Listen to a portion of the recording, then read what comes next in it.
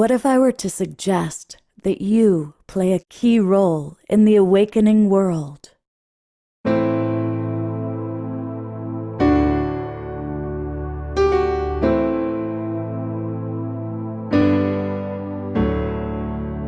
that you are watching this because you have heard the call.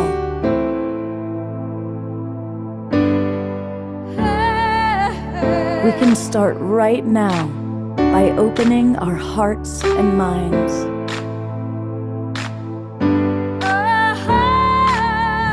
Welcome to the awakening world.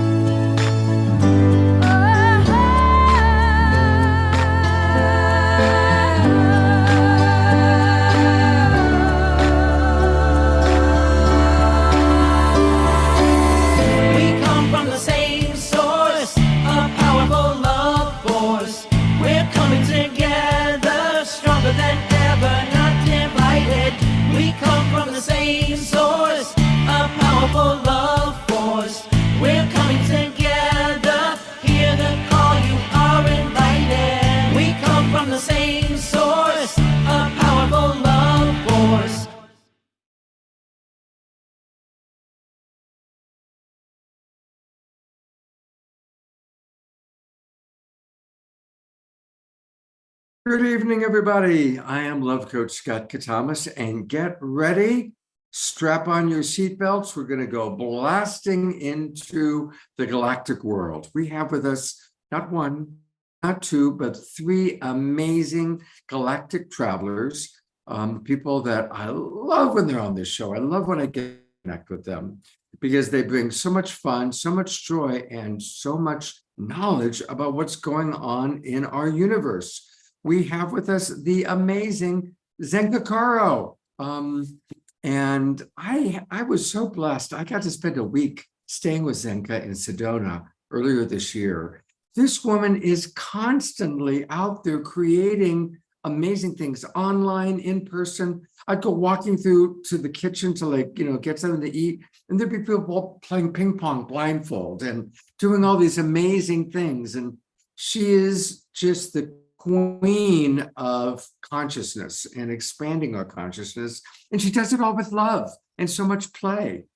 So it's great to have Zenka with us. But wait, there's more. She has brought on her amazing partner that she introduced to the Global Peace Tribe, Stephen Altair, who is, I don't know if it's Stephen Altair or Stephen Out There.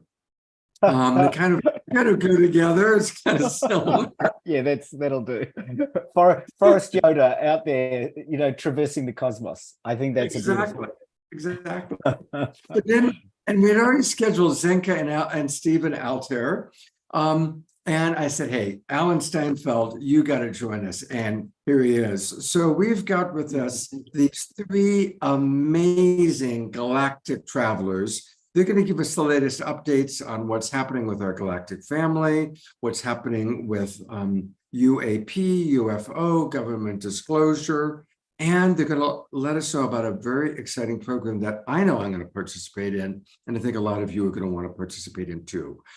So this is what we're going to be doing tonight, but it's the awakening world, and all things begin and end with Omashar.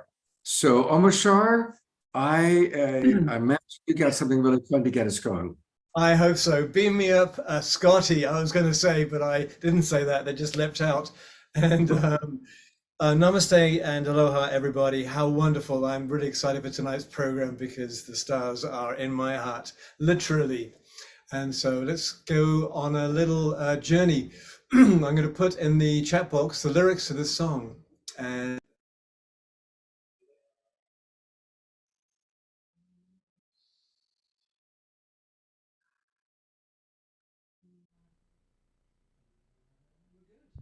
we're good.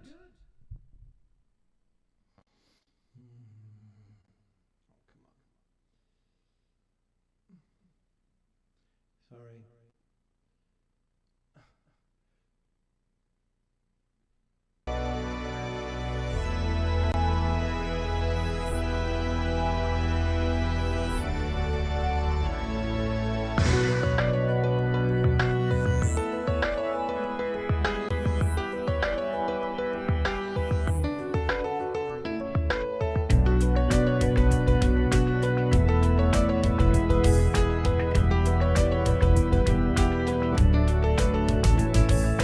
long before there was one father in the sky, and words did not confuse, and everything was seen as all one life. All that dreams and grieves and breathes its life back into you, you into me into trees, it's all one life.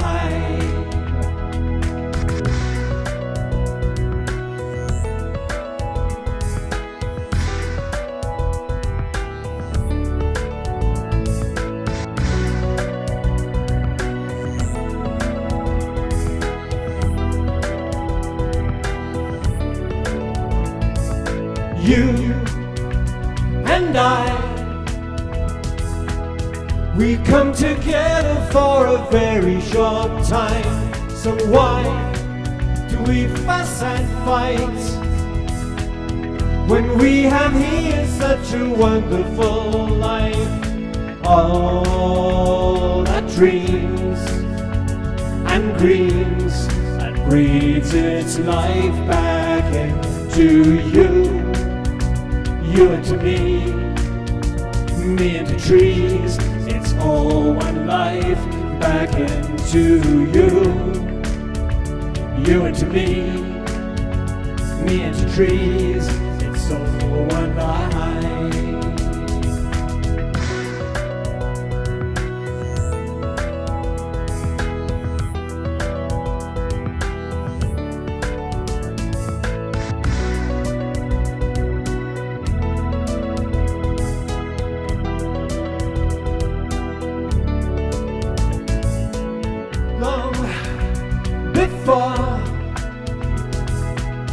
There was one father in the sky, and words did not confuse, and everything was seen as all one life. All that dreams and dreams and breathes its life back into you, you into me into trees, it's all one life back into you, you into me into trees, it's all one life back into you, you into me into trees, it's all one life.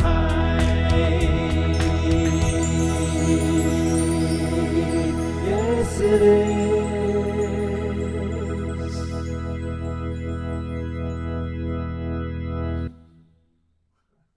That's all Twinkle Omashar. We love Omashar. And thank you, everybody, for moving and grooving and dancing and all that wonderful Dancing and singing. And that's definitely a fun song to get us off to a good start. Yeah, Thank you. I'm Love glad you, Brother Omashar. Yeah. Guess what, Omashar? It's Wednesday night. And do you know what that means? I do, because she is here. I know it is.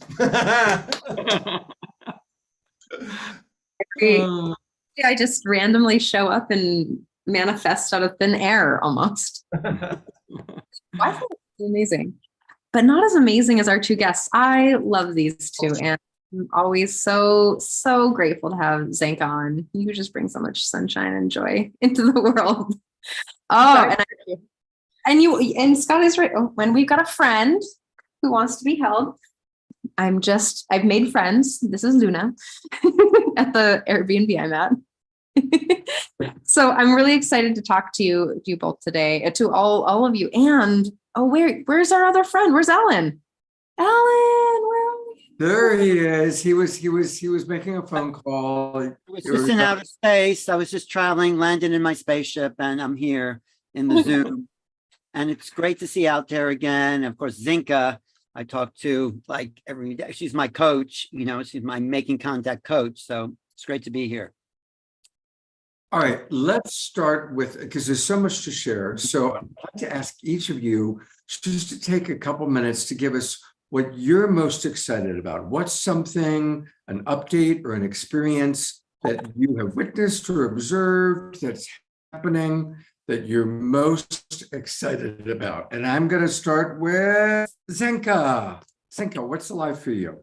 Thanks so much, Scott. You know, I was thinking right now about the name of Alan's new realities of his show, of his YouTube channel, and I'm realizing what the cultural implications of us interacting with people from other planets and how they teach us about ourselves. And we'll be teaching them about us, just like a child or someone that you meet from a foreign country. It's like, wow, we learn so much about ourselves. And Altair was passing it back and forth some really interesting documents that we're going to talk about tonight about the physiology of extraterrestrial life and how it's evolved and what it's like. I mean, no one knows if these are even could be future humans. But we go back to the core, and you guys, all of us tonight here get to ask ourselves, what new realities are we about to experience? And I am constantly, like you said, Scott, you know, I'm in my house going, how is this possible that people are seeing out of a blindfold? Like, I'm constantly like choked up by the fact that there's these new realities that I never even dreamed could be possible. We just made music with trees in the jungle. Like, literally, I have a speaker that is listening to the way a tree makes music, and we'll talk about this later. These are all these layers of curiosity that we're all stepping into. I just got back from Contact in the Desert, and I've got people sitting down with me going, there are dozens and dozens and dozens and dozens of witnesses coming forward about what we've known about extraterrestrial. So it's, I never thought that would happen. I was even thinking about extraterrestrials 4 years ago. I would even care about it really, and now I'm saying, wow, I'm leaning into the monitor going, tell me more. So this is really exciting to be with you here, everyone here tonight, to ask ourselves these really exciting questions and to be with leaders like Altair and Alan and whatever who are venturing onto our porches to look up or into our meditations to look in to see what's there and compare notes. Beautiful. So excited to introduce you. I forgot to do one of the most important things that is kind of part of my job here, which is that the majority of people who are watching us on Facebook. And that's because we are very fortunate to have the Sign network, that's SINE, put us out to as many as 200 Facebook groups and pages. So thank you, John and Summer Raymer. And we also go out over Alan Steinfeld's YouTube channel, the Conscious Awakening Network, Humanities Team. So there's a lot of people watching us that aren't in the Zoom room yet. And I want to change that. I want to invite those of you who are out there watching us, come on into the Zoom room so you can ask Altair and Zenka and Alan those questions you've always wanted to know. And it's really easy to do that. Just go to globalpeacetribe.com. globalpeacetribe.com. You can tool around our internet site and learn all about the different shows that we do. And then you'll see what says click register for the new season, and do that. And when you register for the new season, it's going to take you to our registration page. And it takes about a minute to fill that out. And join us, and you will get all the links to all of our shows. We do 3 or 4 shows every week. So for example, this week, here we are. There's the show that we're doing right now, Galactic Contact Update with Altair and Zenka and special guest, Alan Steinfeld. And then tomorrow, we have a special event on Thursday night. We're going to actually be live here in Ashland, Oregon at the Haven, where I'm producing events now. And we're going to have a live event with the Twin Ray, who are brilliant, and Kristen Hoffman singing music, going back and forth. And we're going to carry that out tomorrow night. And that's at 6 o'clock tomorrow night. And then on Saturday night, we're collaborating with our dear friends, Tangela and Soul Search. And we're going to have 5 different psychics all answering your questions. So you want to be in the Zoom room so you can ask your questions to our psychics. So join the Global Peace Tribe. You'll get all the links to all of our shows for the next 3 months, all the way through the end of, let's see, July, August, September, all the way through the end of September. So come and join us right now. You'll get the Zoom room link. You'll be in with us, and you can ask questions to Zenka or Altair or New Realities, Alan Steinfeld. And with that, I'm actually going to go to Alan Steinfeld. He, of course, has the New Realities YouTube channel, which is where you're going to find all things Galactic and more. Alan, what are you most excited about? What are you really lit up about in our kind of galactic family world? Well, the frame is cracking. The hold on secrets, on cover-ups, on the fact that there's a reality that the government and military are hiding from the people of planet Earth, it's starting to be uncovered. And there's been two whistleblowers in particular. There's a guy named David Grush, who is part of the intelligence, and there's Gary Nolan, not quite a whistleblower, but an insider who says, yes, ETs are here. They're walking among us. And this was at a public forum in New York. I could play a little clip of that, or we can do it another time, Scott. This blew people. This was a bombshell that went around the UFO world. And then that was May 31st. On June 5th, the debrief publishes a story by this guy, an intelligence officer who's coming forward as an official whistleblower. And a whistleblower is someone who's saying something illegal is going on within the government. David Grush was an intelligence person, part of the UAP task force. And he says people were coming up to him and saying part of the military is hiding from Congress, the legislative and the executive branch, secrets about crash retrievals and UFO bodies. And that's illegal. They are running amok. The military has taken on their own laws and their own way of doing things against any oversight. And so forget about ETs. Well, don't forget about them, but this is a constitutional issue.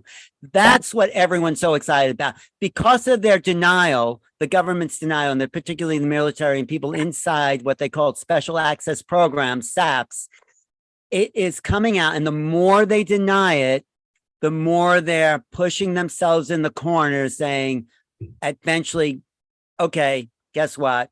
We have bodies, we have aliens, we have craft, we reversed engineer this, and we've sold it to, I think this is my guess why they're keeping it such secret. They insiders, and I'm just making this up, inside the Pentagon have sold these secrets to corporate interests. And I think that's the constitutional issue. If these are the properties of the American people, and people inside government are benefiting it without benefiting the country that they serve as military, whatever, then that's a highly, highly contestable stance that the military, as a rogue agent of what's a service to the people, is running away. And they've been doing this for 80 years. So someone's come out and says, David Grush, and he says at great risk to his career and his life and his family, he's come out and says, guess what? There's some illegalities going on. And this was the major, major crack bombshell. And it hasn't been picked up on mainstream media because they don't know what to do with it. There's no place, and maybe Altair can talk about this. Where do we put ETs in the ordinary reality most people live in? You know, feeding their family, doing their taxes, you know, buying clothes. There's no consciousness of a bigger world, but we are at the threshold of a really exciting time. And this coming forward inside government is going to crack the whole thing wide open. I'm really excited about that. If you haven't noticed. Yes. The video that you have, is it embedded in your computer so you could show it and it would play well? And how long is that? I'll just show about 3 minutes of it. Let me see if can I screen share here? Yeah.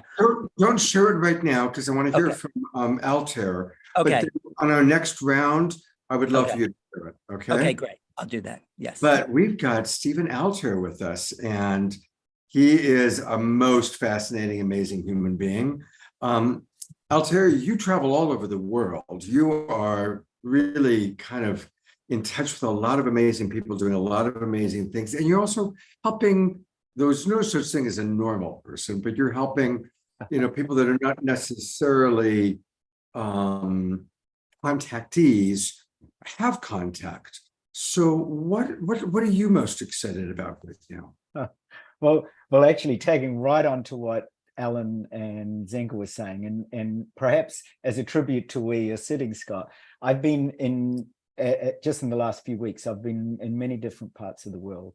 And the biggest insight and aha that I've had is that a lot of the people that Alan is speaking about, so the leaders of our planet, who I have the good grace and blessings to be in touch with personally, so I'll get to sit with them in a room. It's all confidential. So nobody's allowed to share who these people are, but I can tell you they're the people at the top of the echelons of power on our planet.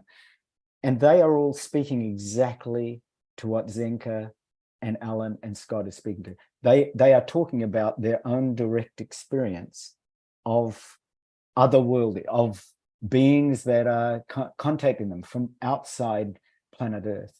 Now, these are people that look at me in astonishment when I confirm that I'm in touch with people all around the world just like them, because of course you can feel very alone. The reason that a lot of our people in positions of power don't reveal this is because they're scared. They're scared of the same sort of judgmental behavior that it runs rife in all our governments. And that is the moment that you say things out of step, you're seen as an outsider.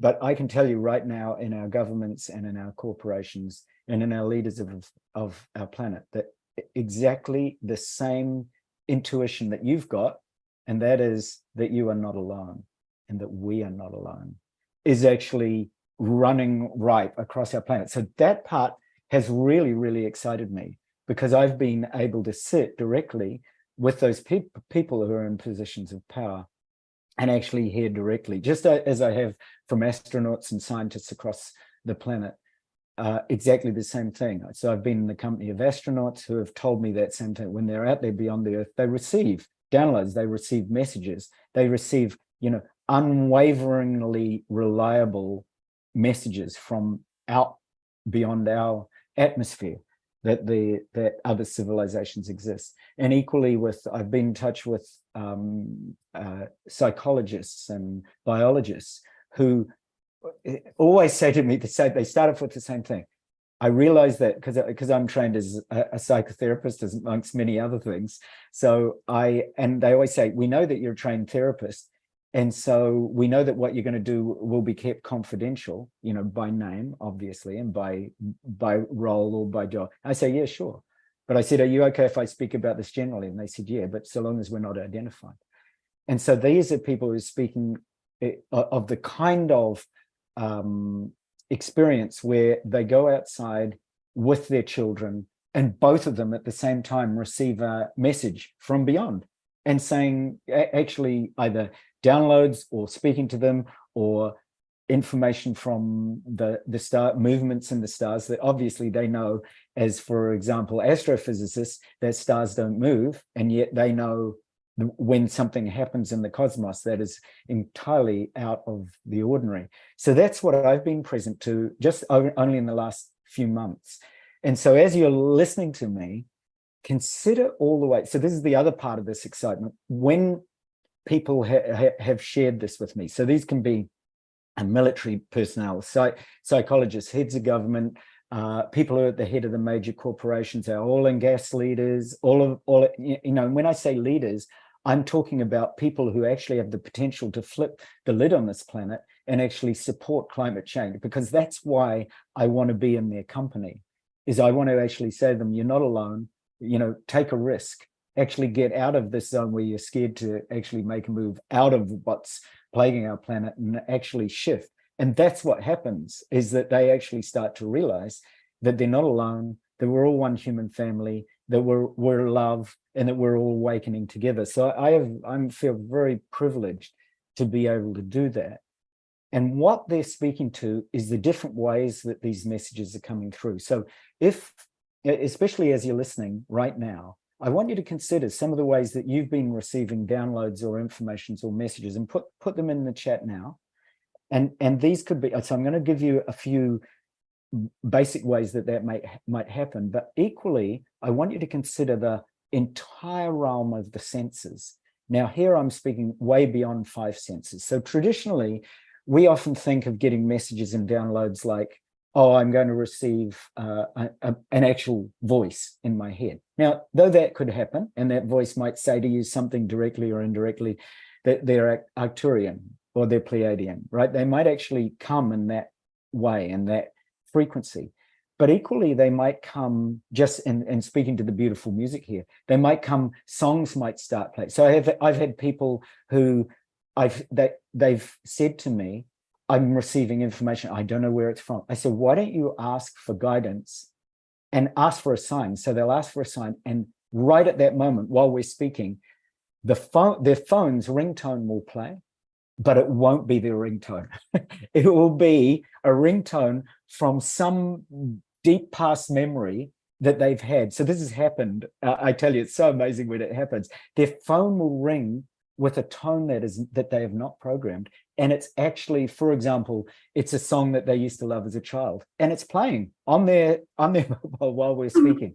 So those kinds of, so really look beyond where you think, the narrow bandwidth of where you think you might receive messages from. And look way beyond that. Can be buzzing, high frequencies, all kinds of different sounds, intuitions that you get where, and I'm going to give an example a bit later on of a few ways that this has happened even to my family and I. But consider beyond the realms of the traditional senses that you tend to think of. So we tend to think, touch, taste, smell, hearing, and so on.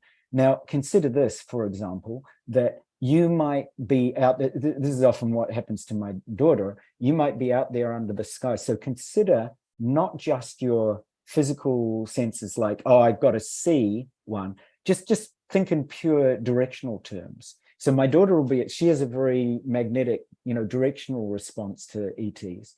So she'll be out there under the night sky, and she'll suddenly turn in a particular direction with her eyes closed, without looking. And she says, there, Dad, there. And of course, a moment later, there'll be a shift in the skies, and there'll be a craft that will appear, move, and then disappear. And like that, so be aware of all the different kinds of senses. So I'm going to name a few that you might not have thought of, remembering, like in sight, for example, there are many different types of sight, such as polarized light, such as seeing without the physical eye, such as heliotropism, or a sense of plants that Zenka was just speaking to. So you might actually get messages through the organic material in the planet.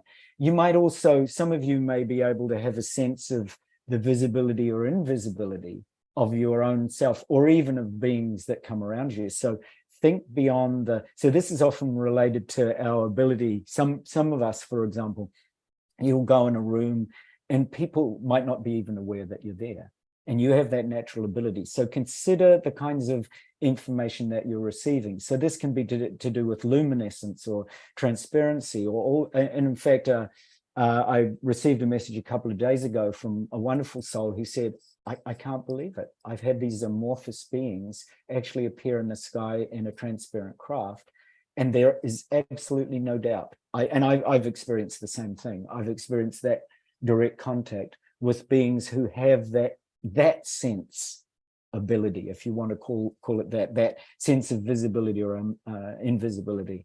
We also have sensitivity to, for example, infrared rays, X-rays, gamma rays. So consider right at the moment, when you actually start to receive information in light form. So I get lots of different light frequencies that come through. And I was just with a beautiful soul who asked for a sign, and I received the sign. So also consider the possibility of the kinds of partnerships you can work in. I remember working with channels some years ago, some who could hear and some who could see, and I suggested they pair up so that the ones that hear actually then are working with the ones that see. So be open to, non-visible radiation of light, including, for example, gamma ray. You may actually find your brain responds to that. Consider that you may be able to pick up energies through senses. So that, like temperature. So you might feel suddenly a warmth or a tingling as you're starting to turn into the extraterrestrial communication. So that might be because you're actually tuning into either a planetary habitat that you're familiar with from past lives or from your own extraterrestrial family. So all of that, once you start to feel, and I'm very tuned into an electromagnetic sense, so the gravitational field. And quite often I feel, and I'm sure many of you can relate to this, you can feel shifts in the magnetic field of the planet. That's a completely different sense. And that may be because many of you are actually attuned to different magnetic fields that are not from this planet. So if you feel that sense of lightness or buoyancy, or the reverse, this deep, strong heaviness, it may mean that you're actually connecting again with extraterrestrials from a planet whose gravity is much heavier than ours or much lighter than ours. Now, I can go, I've got like hundreds of these senses that I could point you to, but those are just a few that really start to where you start to question the openness and the way we've defined it in such narrow terms. So I want you to think broad, and I want you to think vast, and I want you to be really open to the power of the senses to connect you with those universal messages from the cosmos. Beautiful. Wow. All right, let's all breathe that in. We're going to go to Trish and Zenka and Alan in a moment, but I do want to read some of the comments. So again, Altair asked a really great question. He asked, what are some of the ways that you receive messages? And I really am appreciating some of the responses that we've gotten. So I'm going to read some of those responses. Susan writes, once I asked a question while at the beach, and a whale leaped out of the water very, very close to shore. I see, there you go. That's a great example. Pamela Luz Butters is with us. I love you, Pamela. She writes, a voice that comes through with a stream of thoughts and insight I was not thinking of. Automatic writing, lucid, waking, dreamlike vision. So there's 3 examples that Pamela is providing. Bridget writes, I have traveled off planet in my multi-dimensionality, soul travel. She also writes, bird tribes messengers visit me and bring me messages of light, love, peace, and joy. Reverend Jeffrey always reminds us that we are in the flow of the divine love-evolution plan. Susan has a question, which one of you can get to in a moment. How do you know when you are traveling off planet? And Bridget writes, I've been on spaceships. When asked to see what is for my highest and best, I had my hands on the control panel of a sound frequency generator that was amplifying sound healing frequencies and directing them to war-torn areas on Earth, where light workers who were injured were put back together and healed. Whoa. Tarina Joy writes, a variety of ways, but most often during lucid dreaming, plant medicine experiences, and out-of-body multidimensional journeys. Thank you for those beautiful responses. Trish, wow, what do you think? I think that's amazing. But I'll answer the question. How do I know? Oftentimes crows come to me. They're always around. I'll be like, oh, there you are. There's my friend. And then there's this feeling that I get.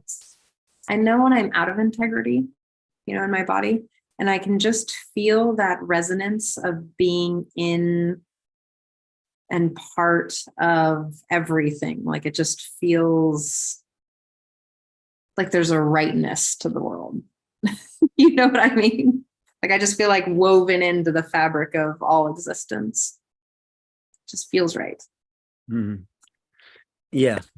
I just have a question for Altair, because when you're in those meetings, those deep, what is the feeling like? Are they saying it's time, we got to tell them, the jig is up? I mean, let's open the world up to free energy and higher consciousness? Or are they saying, no, we got to hold on to the secret? So what's going on? Yeah, it's that transition. I think you've already alluded to it. It's that transition point. It's the break. It's the crack in the ceiling, if you want to put it that way. it feels exactly at that point. Most of these souls who obviously got to those positions by working through their echelons of are saying, you know, I'm telling it to you, to me, because they feel that trust or that ability to want to open up to that. You know, are you ready to open this up to your board or your, you know, to your governments? Or, you know, I'm ready when I hear that there are a number of other people that are ready to do that. And I say, do you realize how many people actually tell me the same thing that you're telling? And I said, that's where we need to be able to connect everybody together. So all these people are in those positions. So we're at that cracking point, Alan, really cracking point. It is so close. I mean, I give it to, I think many people have spoken about 2024 and 2025. So when I've spoken to people about what they feel, you know, those same people are what they feel the shift, they've said 2024 is the crack. They said there's going to be all sorts, you can feel it, the earth shifts, the climate changes, the economy cracks, all of that, the challenges that people, so 2024 is the crack and 2025 is the opening. So 2025 is that full reveal where the whole planet will be in no illusions anymore about the opportunity for us to be with in a cosmically connected civilization. So yeah. And let that sink in, you guys, because there are different ways to make contact. And so in 2 years, you might make contact by literally talking to someone in the physical world that has a different color of skin. Okay, so that is going to be happening very soon. The other way to make contact is talk to someone who's had past lives on other planets. Right. We all talk about our fact that like we're not this skin, we're not this vehicle, we've had other lives. So there's people, there's scientists, there's people like all of us on this call that identify with galactic wisdom and knowledge and experiences that we're bringing here. That's another way to make contact. The third way is to actually see a ship. And obviously the best way to do that is to go outside and look up. And set the intention. And it's really easy when you do it with a group of people, 8 or more, you know what I mean?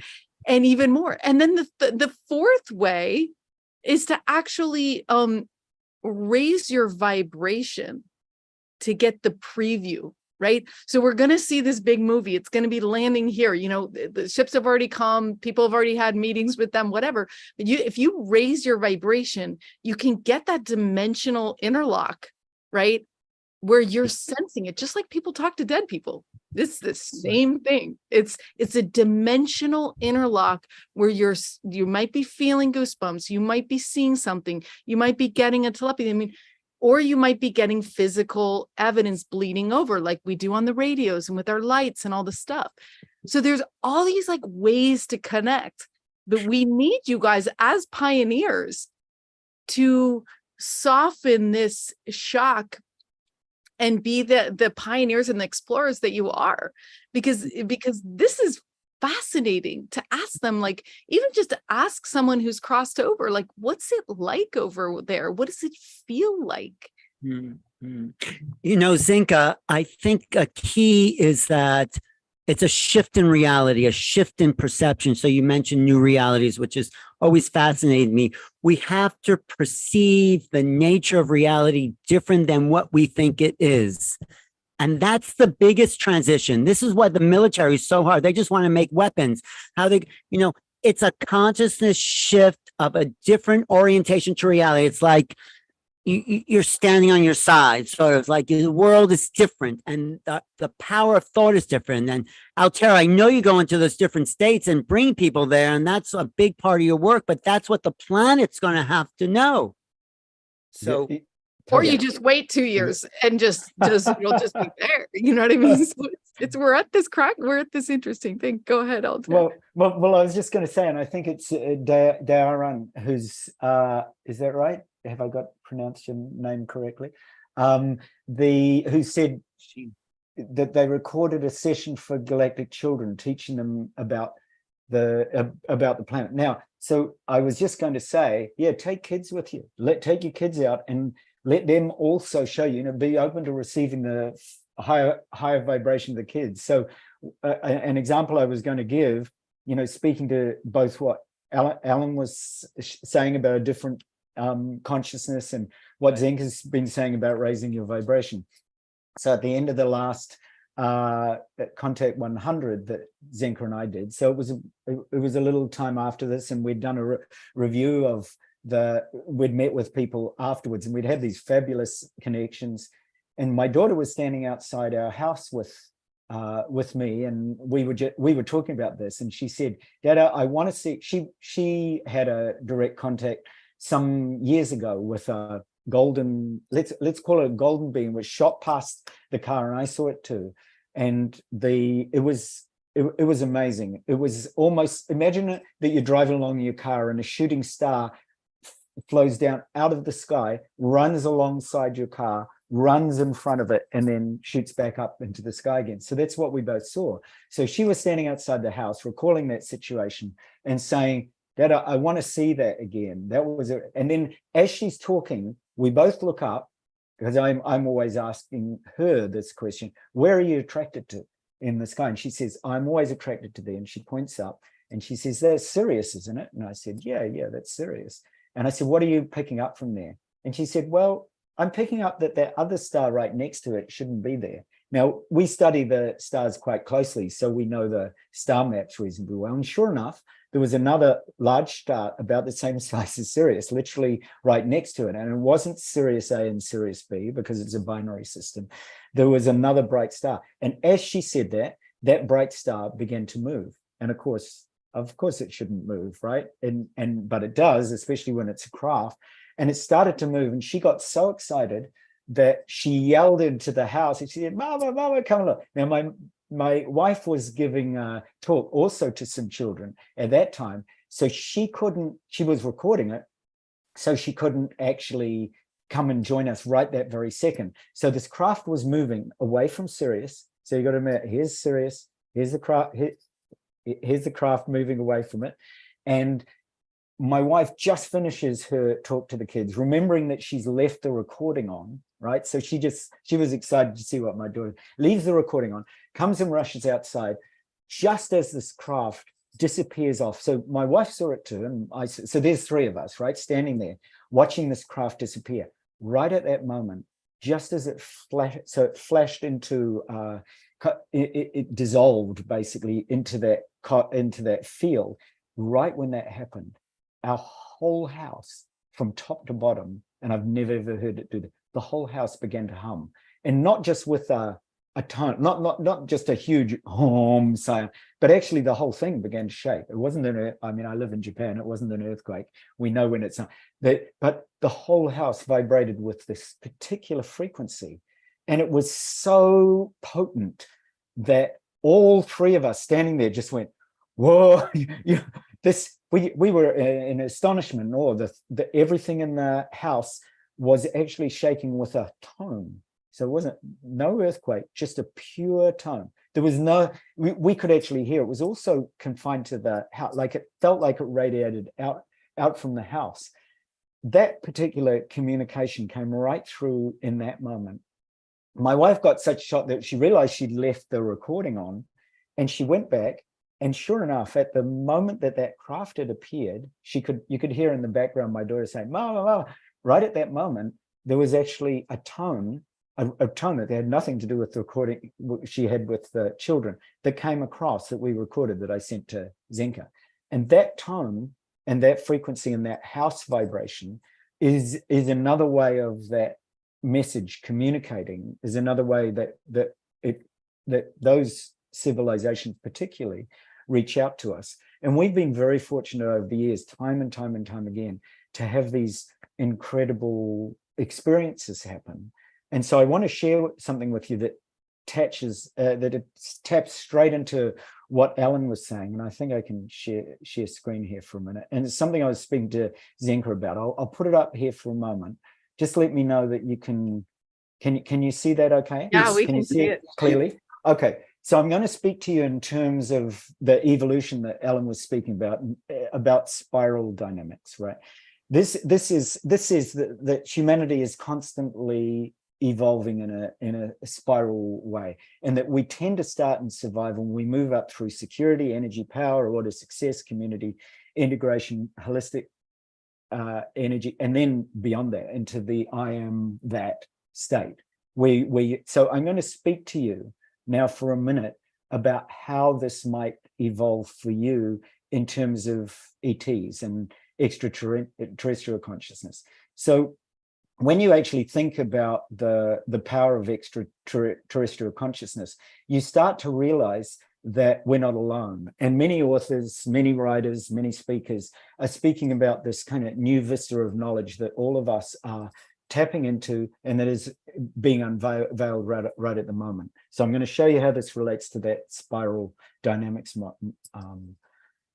model. So at the moment, we're being prepared. Those of us who are feeling that higher vibration are actually being prepared for what's coming, and what's coming is nothing less than the prophecies of all the great traditions. So I, fortunately, through my work over the years with different luminary souls like Masaru Emoto, the water molecule man, and he put me in touch with lots of indigenous groups, and they were all speaking about the same thing, about the prophecies of the coming of this new heaven on earth, and the way that is actually a multi-dimensional reality. So it's actually time for humanity to recognize that what we're actually discovering, what many of us is discovering, and all of you who are listening to this are feeling this, right, in your body. You can feel that there's a multi-dimensional reality that's marked by freedom and unlimited possibilities. So while you're listening to me, I love to keep you on track.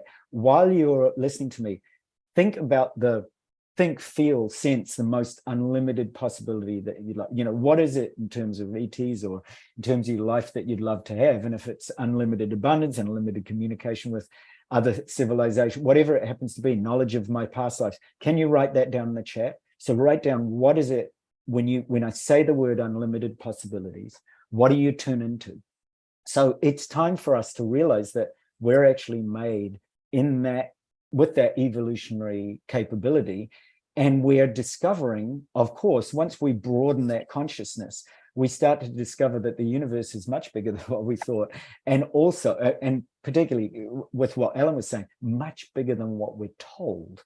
Because recognizing that science, with all its wonders, actually has telescopes that allow us to see, but they're only seeing an extremely small percentage of what is there in terms of the cosmos itself.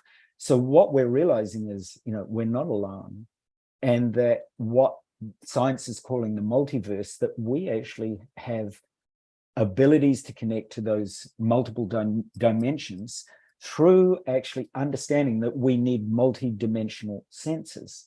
Now, to do that, what we start to do is we start to want to explore, and taking that spiral dynamics model, what we start to realize is, by being connected to multi-dimensions, just as all of you are, so all of you are connected to multi-dimensions, whether this is conscious or not, then we are going to be at lots of different levels of evolutionary development. I'm going to name some of them for you. And when I do that, I want you to tap into that. And again, write in the chat furiously, if you start to get downloads or connections, what kind of evolutionary development are you working with at the moment?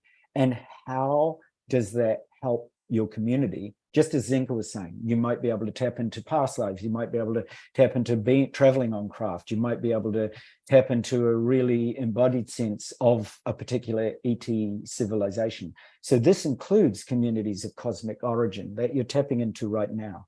So when you consider the spiral dynamics model, here's the way that you can consider it. And this goes right to what Ellen was saying, is about what level are the are the leaders of our corporations, the leaders of our governments, the leaders of the rule makers, and so on, where are they at? So the very first one, the bottom part that I spoke to you about, so if you remember that spiraling model going all the way from survival up to the holistic top, if you want to look at it that way in a linear fashion, remembering that it's spiraling. So at any time you can have, and this is what our world leaders are realize, they have a lot of knowledge. So they can be both somewhere in a community phase, but equally kind of anxious about survival. So any of the countries that are at war, have got economic problems, are suffering difficulties with climate change. You know, Italy just today is forecasting that they might get a temperature of 48.8 degrees, and they've just issued a red alert warning. You know, there's no more necessary signs that we need. We don't need to have conferences on whether we're in climate. We need to actually do something about all that. And that's what all these messages and downloads are about. So that's why I'm saying some of these heads of government can equally be in survival mode, but also be trying to look towards community. Okay, so survival first. If you're in survival mode, and many of you I know are not going to relate to this, but if you're in survival mode, you will see other civilizations and EBOs, or what I call exobiospheric organisms. So they're organisms that sort of have some resemblance to our own organisms, or ETs. And ETs, of course, can come in many different forms and formlessness. So some of you that are connecting with formless communications will find ETs are communicating to you in that way. Now, if you're in survival mode, you're just simply going to say, oh, they're going to kill us all. We fear it. We want to destroy it. We're going to destroy any, you know, we're going to blast ETs out of, if they exist. And if they do exist, you know, that's just something we want to destroy. So that would be a survival mode, right? Right at the bottom of that spiral. And then the next part of the spiral is a security mode, right? And the security mode would say, we're intelligent, we're all humans, but we need to protect our assets. Now most governments and most leaders are trying to protect their assets. So we need to protect our assets, we need to protect the earth, we need to protect the other. That would be a very security spiral, right? And you're constantly concerned about safety and security, and we need to protect ourselves, and okay, ETs, you're out there, but I'm going to protect the earth, I'm going to protect my home, I'm going to protect my family, I'm not interested, right? Security mode. The next level up is energy and power. So when you're in energy and power vibration, you know, speaking to what Zenka was saying about raising our vibration, when you're in the dynamics of energy and power, then you're saying somewhere, subconsciously or consciously, others take my energy and power, so they will have power over me. So ETs can't be friendly. They're going to, somewhere or another, I accept they might exist, but they're just going to have some sort of power, and I'm worried about energy and power, so I'm going to conserve mine. So I'm not interested in opening up that energy and power because I'm worried about what will have power over me. So that would be an energy and power level of consciousness. And a lot of governments, a lot of scientists are in that one. Oh, we got to be more concerned about our Earth rather than being concerned about what's beyond it. Okay, the next level is order. So order is often to do with our values. Now here you're going to get, you know, again, Alan was saying, is it most of the world, a lot of the world is going to be in the order level. And in fact, spiral dynamics would say, you know, maybe 50% of the globe is in the level of looking at our values. So if you're in the order level right now, you're probably looking at values and saying, we need to have values that sustain order on our planet. And that's quite logical, right? And that others outside our planet mightn't have those values. And therefore, I'm only going to believe the human values. And those human values might have a mix of all the spiraling levels below it, might have a mix of survival values, security values, energy and power values, right? So they're not thinking above that level, but a lot of our planet is at that level. Okay, we've got common values. We want to live together. We want to live in some kind of harmony. So there's a sense of order that brings that about. And that's often to do with rules. It might bring in scientific rationale. Okay, I accept there could be ETs out there. There could be other beings. And I'm not really sure because science hasn't proven it absolutely yet, right? So it could be that kind of order. I'll only believe whether the rationale is accepted right across the planet. So that might be a good 50% of the planet. Okay, then you start to go up the vibration, and the next vibrational level is success. So to do with ET, at this point, you're still not looking at ET technologies. You still don't even believe that potential might assist us, but you are saying at this point, okay, I'm willing to believe tools of success, technologies of success that have a proven track record of success. So if science or the governments reveal this, then I'll go as far as that. Okay, then I'll say, I believe that ETs exist and the tools and technologies of our time are supporting that.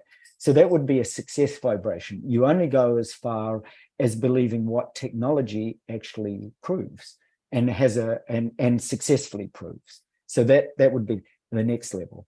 Then you go up one spiral further into community.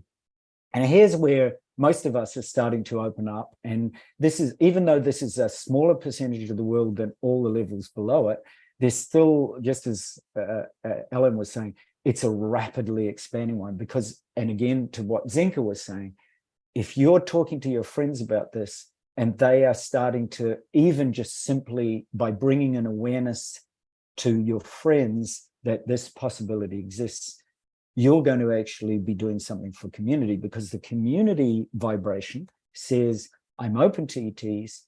I'm open to the possibility that ETs might have feelings and might even resemble humans. And I'm particularly open to ETs that maybe want to mesh or interconnect or be with my community, whatever that community is.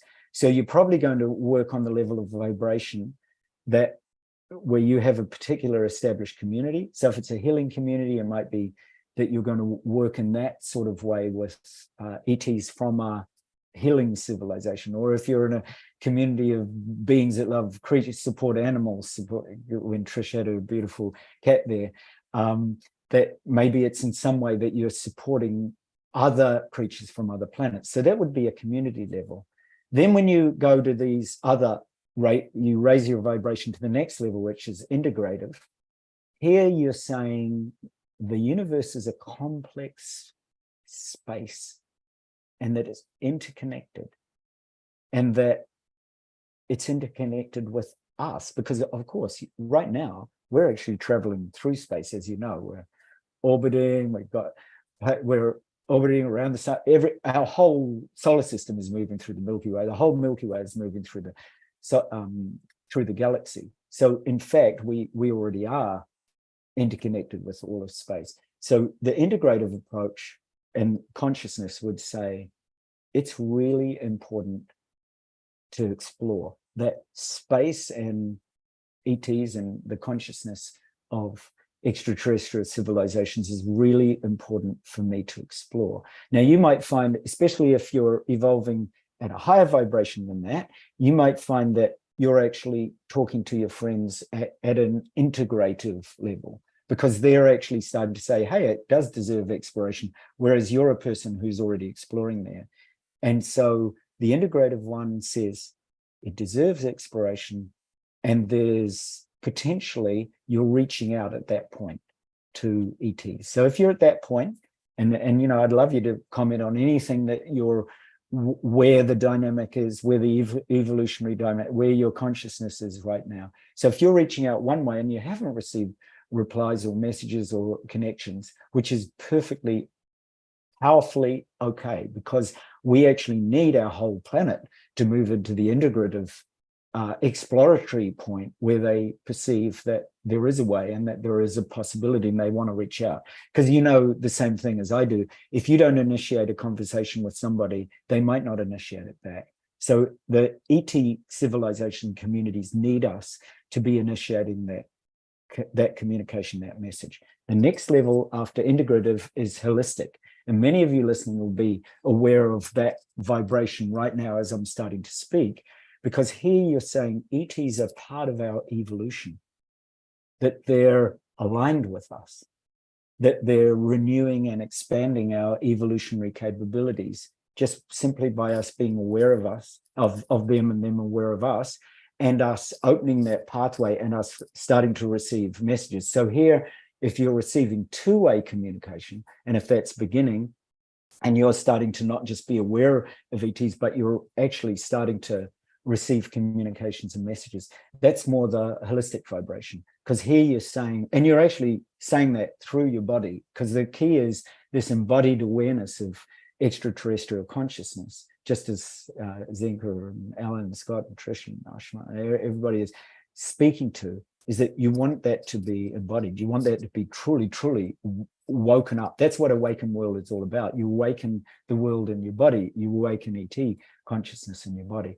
And then the next step up from ETs being part of our evolution into I am that. So this is the step beyond the holistic, is that the I am consciousness says, I am you, you are me. So right this moment as we're speaking, you're not separate from me. I'm not separate from you. We have exactly the same capabilities. I'm ET, ET is me, ET is that, because I am that can't be confined to Earth. It has to be a cosmic I am. It has to be an awakened cosmos, extrapolating from the awakened world. So here, there's no separation whatsoever.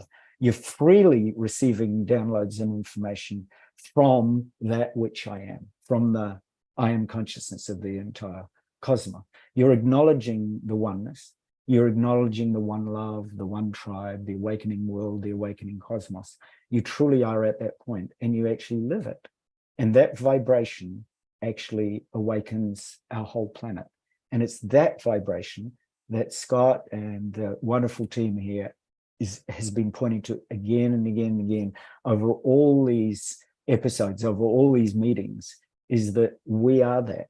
We are that awakening world. And when we awaken the world, we awaken the cosmos. And that's what the world is waiting for. It's actually waiting for you. So I'll pass. That was very beautiful.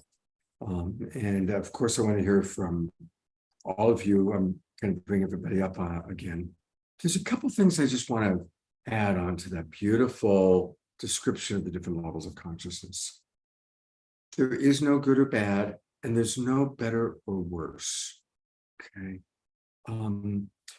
And so I want to speak to those of you who might be watching who maybe relate to some of the first ones that he talked about, or some of you who maybe haven't had as many mystical experiences. I believe that we are in a dream world.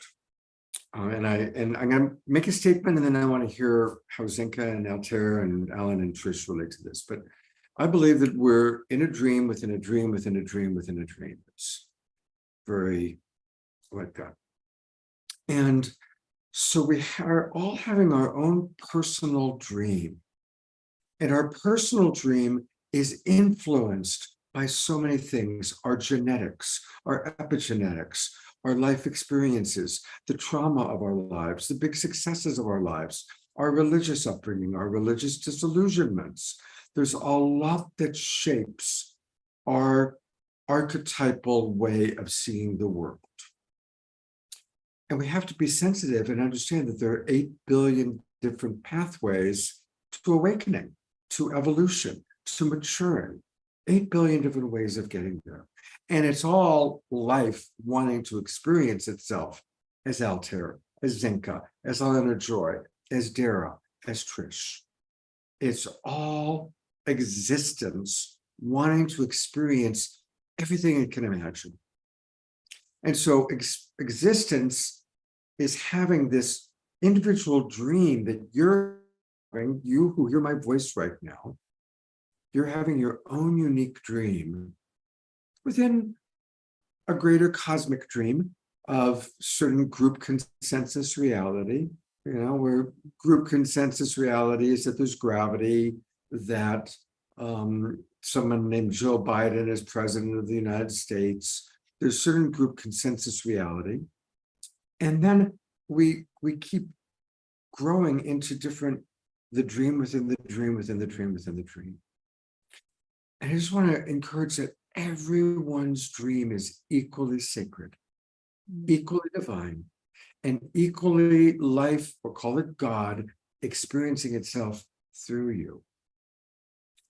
And what Altair and Zenka and Alan help to do in this show is to help us open ourselves up to creating a more loving dream, a more inspirational dream, a more hopeful dream.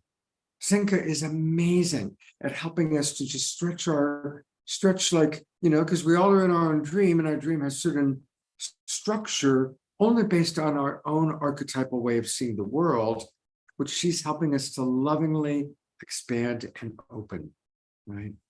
So that's kind of my thoughts that I want to put out there, and I'd love to hear how that resonates. I'll start with you, Zenka. Well, so yeah, I want to tell all of you that we're collecting data right now that about people who made their dreams come true by following their passion and tuning into their intuition. So whatever dream you have, it's definitely possible. And back to this whole idea that you're talking about, Scott, of like, is this a dream and how does this work and how does the 8 billion things work?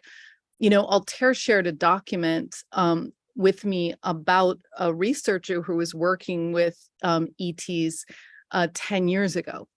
And if it's okay with Altair, I'd like to read the last 2 paragraphs, because like I explained to you, you know, we're in an anthropological leap forward, right? So all of a sudden, everything is leaping forward, which our understanding of energy medicine, our understanding of what we're capable of, our rocket designs, and like the ability to actually go into space, all the stuff is leaping forward. And when I read this last 2 paragraphs, it talked about a leap in my understanding about the way that this world operates. It's not something new. All of us have had this idea of unity and we're all connected, but to hear it from another perspective, it's like listening to the other angle of it. And so let me read it for you, because I want you to think about this as a concept. So EBOs believe that the soul is not an extension of an individual, but rather a fundamental characteristic of nature that expresses itself as a field, not unlike gravity. In the presence of life, this field acquires complexity, resulting in negative entropy, if that makes sense. So it's becoming less disintegrated, less disorganized as the complexity rises. We're in a very heightened complexity right now. So the gain in complexity is directly correlated with the concentration of living organism in a given location. So with time and the right conditions, life in turns become more complex and the appearance of sentient life. After reaching this threshold, the field begins to express itself through these sentient beings, forming what we call the soul. Through their experiences, sentient beings in turn influence the field in a sort of positive feedback loop by making our dreams come true, right? This in turn further accelerates the complexity of the field, and eventually when the field reaches a critical mass, there will be a sort of an apotheosis, I think I'm saying that right. It's like where we transcend, right? It's not clear what that means in practical terms, but this quest for apotheosis, maybe that's how you say it, seems to be the EBO's main motivation. The author of the document added that reflections and integrations as an appendix. He specified that for them, the soul field is not a belief, but an obvious truth. He argues that the soul loses its individuality after death, but that memories and experiences persist as part of the field. This fact would influence the philosophy and culture of EBOs, resulting in a society that does not fear death, but and also places no importance or reverence on individuality. This belief compels them to seed life, shape it, nurture it, and monitor it, and influence the ultimate purpose of creating apotheoses. So whether we agree with that or not, it's a very interesting concept. We think of our soul as being attached to me, Zenka, or Altair or Scott. But what if our soul is this collective soup? And what if by being like Scott is a very positive human, and the music that you guys play on the show is very positive, it's very uplifting. So what if as we do these things, like what if we're always thinking about how we uplift? And what if that creates this transcendent? What would this transcendence? Mm-hmm. I have something just to add about that. What you said, Scott, and Zenka and Altair, we are at a threshold where we've reached a level of human experience. It's sort of like complexity theory, what Zenka was saying. And when that when the field reaches its capacity, two things can happen. It either breaks down totally, or a more complex layer that's been in place underneath rises to increase the field of experience. Human beings are now at a transformational point where we've learned how to be humans, at least some of them. There's still awful things happening in the world, but the power of new experiences are coming online to expand human potential, human creativity, art, science, and compassion.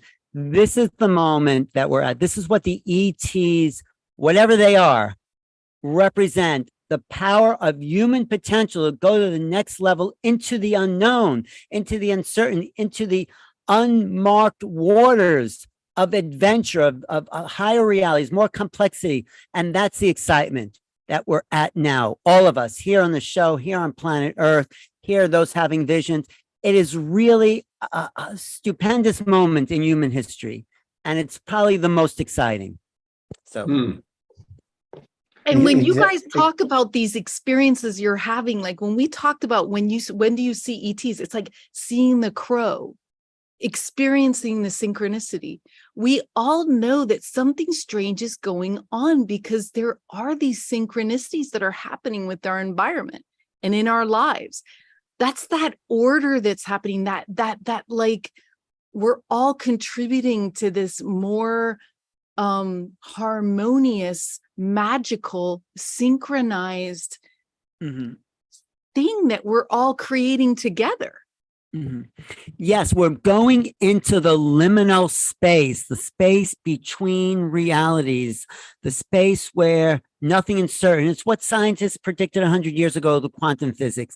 If the observer affects reality, what if everyone knew that and they were affecting reality and starting to merge into their new worlds because something is calling us. The unknown is calling us to rise to the occasion, to be these super multidimensional beings that we really are. So when I teach remote viewing for Zenka's LightNet, I've taught 32 weeks of it by now, Zenka.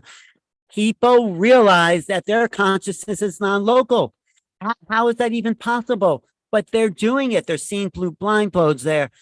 She has a levitation course going on. I haven't done that yet. But anyway, something miraculous is happening to human beings. And it's really a lot of fun, Scott. It really is. Yeah, and this is the dream of heaven. You talk about the dream, Scott.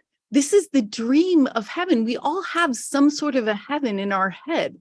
And that is the dream. And it's starting to fall into place little by little as we heal ourselves. Like the dream, like what we're creating is getting better. It is. The world is getting better. We are moving into new realities of greater. It's a chance we can all live the best life possible. Imagine these ETs are not filling up their gas tank to get here, whatever's in the sky. They're using a technology that doesn't enslave us to the fossil fuel systems. And so that's freedom. It's freedom to be the creators in creation as alive and beings. We're incarnate to create, and with the possibility of free energy and a utopian vision. I know it's utopian, but you may say I'm a dreamer, but I'm not the only one, you know? So someday, what's happening, that someday is now, and it's, we are the people. So, and I invite you guys to use the inner outer philosophy that we have. Like we know our inner world can create the outer world, all those things. So when we look at the ETs, you know, I saw in the chat, like some ETs are bad and like whatever that, or some ETs have dissected, you know, humans. And so we've dissected them too. And like, we've dissected each other in, you know what I mean? In Nazi Germany, like, so however good we are, or if you can even use that word, is what we'll see reflected in them as well. So as we evolve, they evolve, and then they evolve, we evolve. So it may be that there are some people that these ETs that are still acting in selfish ways, but there's some of us that are still acting in selfish ways here on Earth. So again, it could be a mirror thing that happens. I don't know, maybe not. No, it is, Zenka, because when military go to places like Skinwalker Ranch and they're looking for weapons and how we're going to use this ET technology, they get very negative experiences. When people go there with love and possibilities, there's a lot of healing that goes on in interaction with these orbs and these ETs being, so they are amplifying the reflection of consciousness. And that's why that's obvious in the vibrational shift of the planet right now. It's amplifying whatever you are. It's bringing out the positive more and it's bringing out the negative more. And you could just see that in people around you, either having a great day or having an awful day. So yeah, same in regular life. You know what I mean? But it's amplifying. We are in transformation, transition, awakening, whatever you want to call it. To show us something. It's trying to show us. All this is trying to show us something. And what is it? Maybe it's ourselves, Zenka. We really are. Like Scott said, it's all about love, coach. Yeah, exactly. It is, just as Scott said, and as you're all pointing to, it is the dream within the dream within the dream. And here, right this moment, you have the opportunity to do exactly what Eleanor Joy just said. Where your attention goes, energy flows, right? So I'm just going to invite you just for a moment to put down in the chat, again, if you go back to that unlimited possibility, like we literally are the dream within the dream within the dream. So if you expand that dream, just to make this very practical, consider a connection that you would like to have. So Scott kind of alluded to this before. Some of you might feel you haven't had connection, some might. So consider and just write down, because something happens when you actually write this down. So I'm going to do this connection with the Pleiadian civilization, because I've had that connection since I was a small boy. And it always arises for me in terms of a silver light will actually appear both in my consciousness and in the room. And what I want you to do is to suspend all limitations. So you're going to, anything where you've thought that you couldn't actually do this, I want you to actually, so write it down on a piece of paper or write it in the chat or do both. Because once, again, speaking to what Eleanor was saying, where your attention goes, your energy is going to start to flow that way, even as we're speaking. And I'm just going to give you a simple breath to do. And then I'm going to encourage you throughout your day, first thing when you get up, before you drink your cup of tea, before you sit down and open your emails, before you connect with your next friend, before you go out your door, before you start your car, when you're sitting in the car, whatever it happens to be, that you do this one simple breath for 24 hours, the next 24 hours, and then write into Scott and the Awakening World and Zenka and LightNet and let it, and to Alan and all the things that we're doing. Write to any one of us and tell us what you experience in the next 24 hours by simply bringing your attention into that flow. So right now I'm going to connect with the Pleiadian energies and I'm going to guide you. So I'm going to do a 3-breath feeling of this. And I'll describe it conceptually first.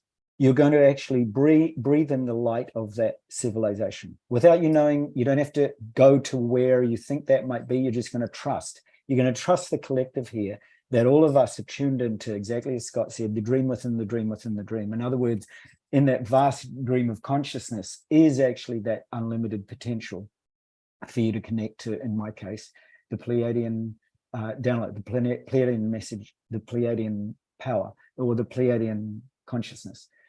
And you're going to take in a breath. So we're going to do it 3 times. You're going to take in a breath of that light and you're going to hold it. So for just a few moments, you're going to hold that breath and saturate your body from head to toe. So I'm going to guide you really swiftly. I'm going to say, saturate your crown, throat, fingers, down to your belly, into your toes, right? You're going to saturate your whole being with that consciousness.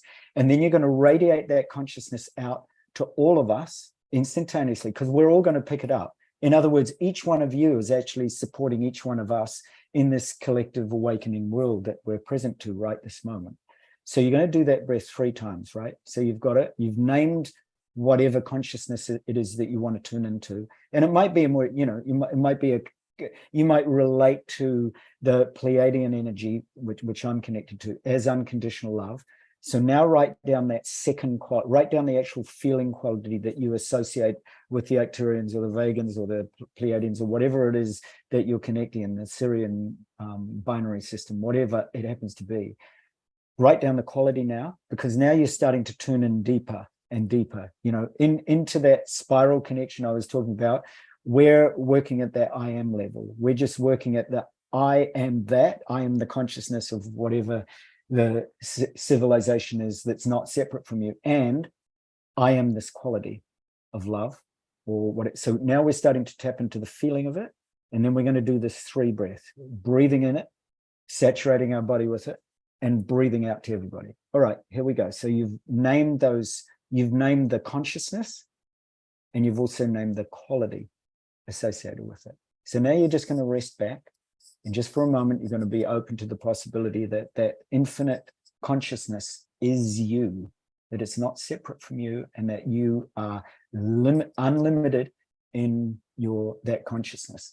And you just start to breathe. At the moment, we're just taking a gentle breath, and you're just settling into it. You might settle into this consciousness in your toes, sort of feeling each toe, feel the power of this connection on the floor. So you're actually grounding it first through this earth, and then feeling into your fingers and your hands and palms. So feel into the spaciousness in your hands and palms.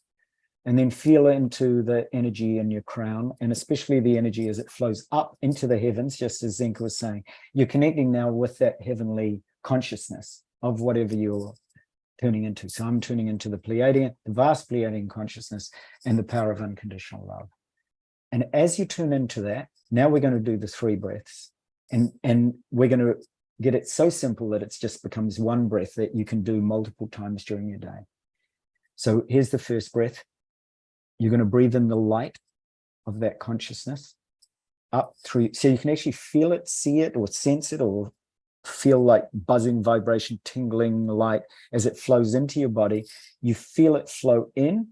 Hold the breath for a moment as you saturate all the way from the crown, behind your eyes, behind your teeth, behind your ears, down your throat, heart, down your arms into your palms, down your belly, down into your sacral root, right down your thighs into your feet. Hold it for a moment. Now, exhale and radiate out the quality. So in this case, I'm exhaling out that quality of that unconditional love to each one of you. Every single one on this call, every single being that's tapping into Facebook, you're radiating that light or love or peace or whatever the quality is. Now we're going to do it a second time. You're inhaling that same exquisite light of that boundless consciousness. As you breathe in, you fill your whole being, you're saturating your body with the light of that consciousness into the crown, behind your eyes, down your throat, down your arms into your palms, heart, navel, sacral root, right down and into your feet. Hold it in there for a moment, saturate right out to your skin now. Your skin's vibrating with it. And as you exhale, you're radiating that quality as if now not only the inner body, but the skin and around the skin is vibrating out to us this unconditional love or peace or equanimity or boundlessness or miracles or whatever it happens to be. Now the 3rd breath. Now you inhale the light of that consciousness for a 3rd time. So now you're really attuned to it. You're inhaling it. You hold your breath for a moment. Feel the power of that consciousness saturating your crown, right down, 3rd eye, throat, heart, down the arms, palms, down into the navel, down to the sacral root, down your legs into your feet. Hold it. And now radiate that out beyond your skin, beyond your room. So I've got a beautiful light of consciousness as it floods you, floods each one of us out to our families, out to our friends, out to our neighborhood. Keep going. Just let that breath of the light of that consciousness, whatever that is, unconditional love, peace, equanimity, it's flowing out into the world, beyond the world, into the stars, saturating every star system, every galaxy, every civilization, every dimension, every world, every parallel world, all past lives, all future lives, all bodhisattvas, all angelic beings, all of them are picking up your light. All of them are responding to your message of unconditional love or peace or equanimity or light. All of them are responding right now. So you might be filled with emotion. I've got little tears in my eyes because I can feel the light and the vibration, the beauty of each one of you simultaneously sharing that with me. So just rest in that vast silence, stillness, and spaciousness of the power of that quality that you've awakened through your light and through the assistance of the light of the consciousness of that civilization. And then slowly, so here's the litmus test. You're going to slowly open your eyes. And as you slowly open your eyes, place your hand on the part of where you feel that light radiating from. So mine's my heart, so I can kind of place. And with your eyes open, do exactly the same thing, because often bringing this into our world is where some of us stumble a little, because we want to bring this consciously in our connections with our family when we're speaking. So now you're going to bring that in with eyes open. So again, you're going to inhale the light of that consciousness. Hold it for a moment. Saturate your entire body, crown, third eye, throat, down your arms into your palms, heart, navel, sacral, root, down to your feet. Feel your whole body vibrating with that enlightened, awakened world consciousness, and then shine it out to each one of us, to the whole planet, to all worlds beyond all worlds, to the dream within the dream within the dream, that touches all dreamers on every multidimensional level. And just rest in that now, in the limitless and the boundlessness of your unconditional love. So you are truly now radiating the awakened world to become the awakened cosmos. And you can feel it now. You're actually feeling, maybe you're receiving messages right now. I'd like you to just share in the chat by just doing that simple breath 3 times or 4 times. Now you can bring this breath anytime. And I suggest you do it first thing in the morning, last thing at night.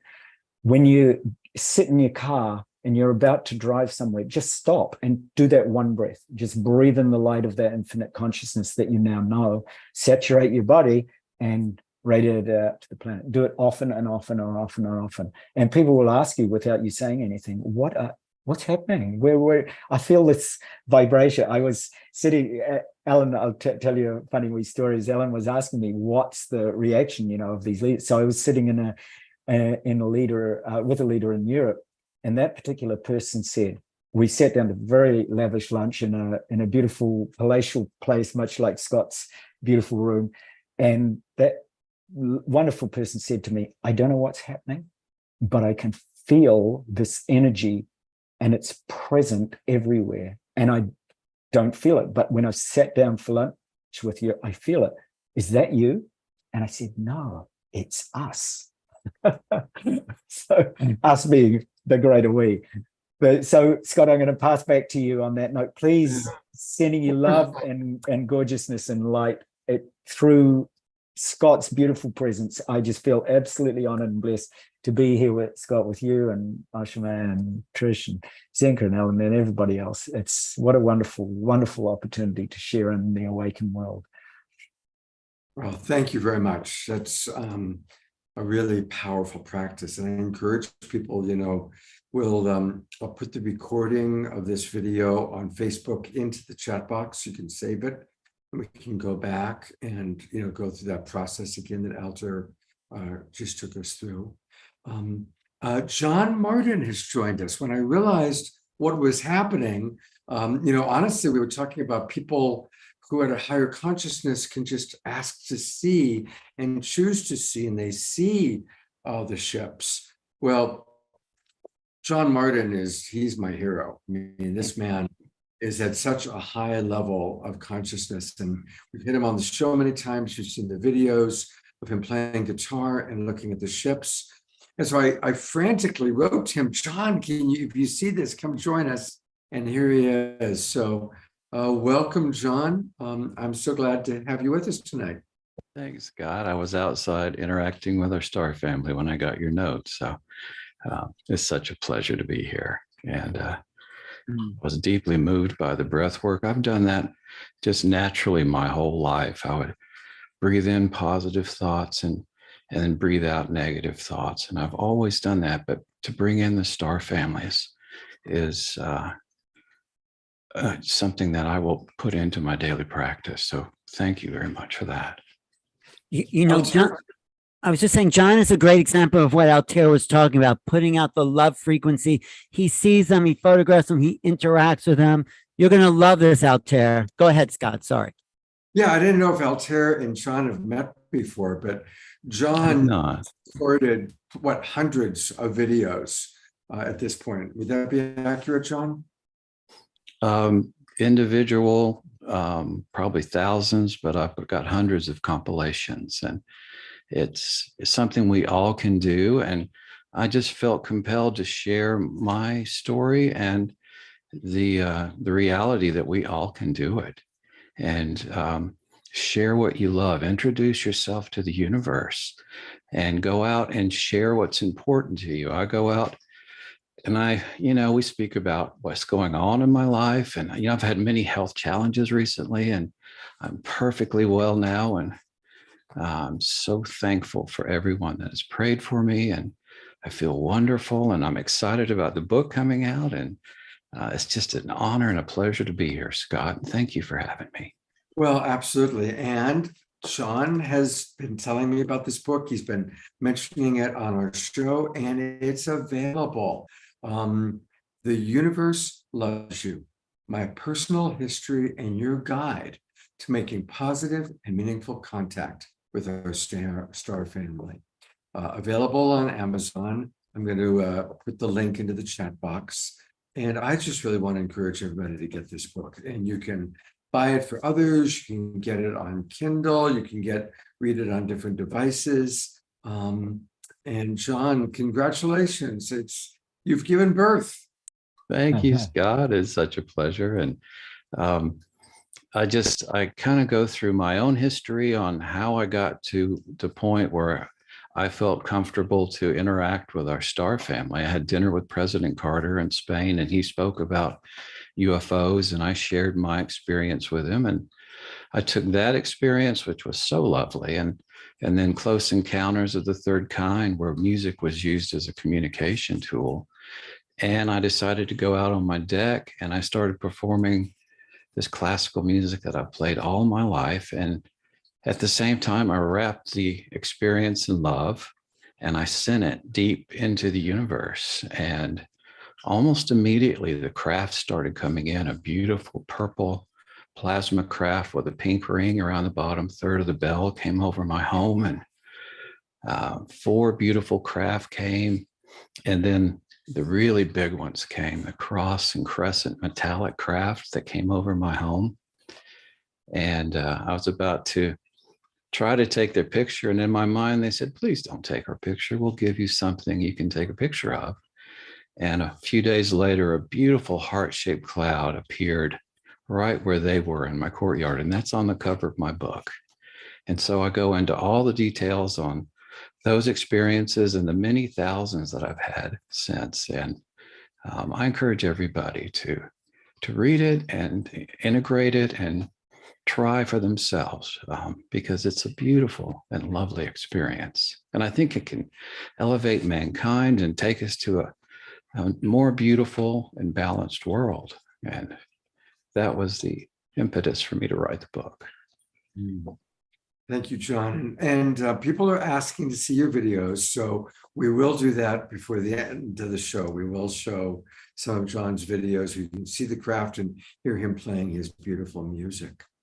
Now, I also want to let everybody know that Zenka and Altair have put together Contact 250. I personally participated in Contact 100, but like the universe is expanding, our consciousness is expanding. This is the awakening world. We get bigger and bigger. So we are now going from Contact 100 to Contact 250. Zenka, tell us about it. Yeah, and yeah, maybe you can share screen. So this is a chance where we straddle 2 weekends. So the first weekend you get your birth chart and you look at what energies were present when you were born. So this is again, like maybe you don't know to call in the Octurians or the Palladians, right? So we help you do that. This is just lightnet.org. On the homepage, you'll be able to click through.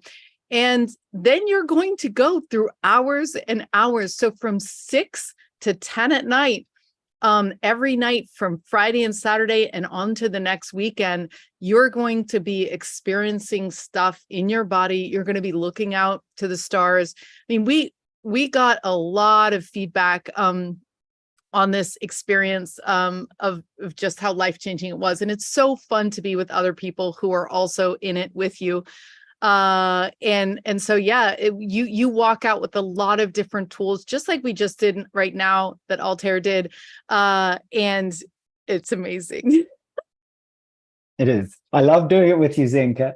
And John, I just wanted to say what an honor to meet you. I feel really blessed by your company here. So thank you. And to all John, thank you. It's a pleasure. Thank you for your great inspiring work as well. I look forward to learning much more about your work. It's so lovely. Yeah, it's great to see you.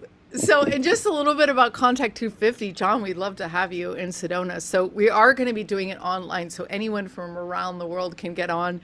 You'll have the archives forever, all the tools. But you can also come to Sedona.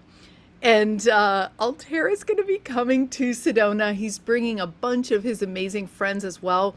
So for that second weekend, you can experience it in Sedona with all of us together or online, but it's going to be quite the gathering, and I think we're going to get quite the results.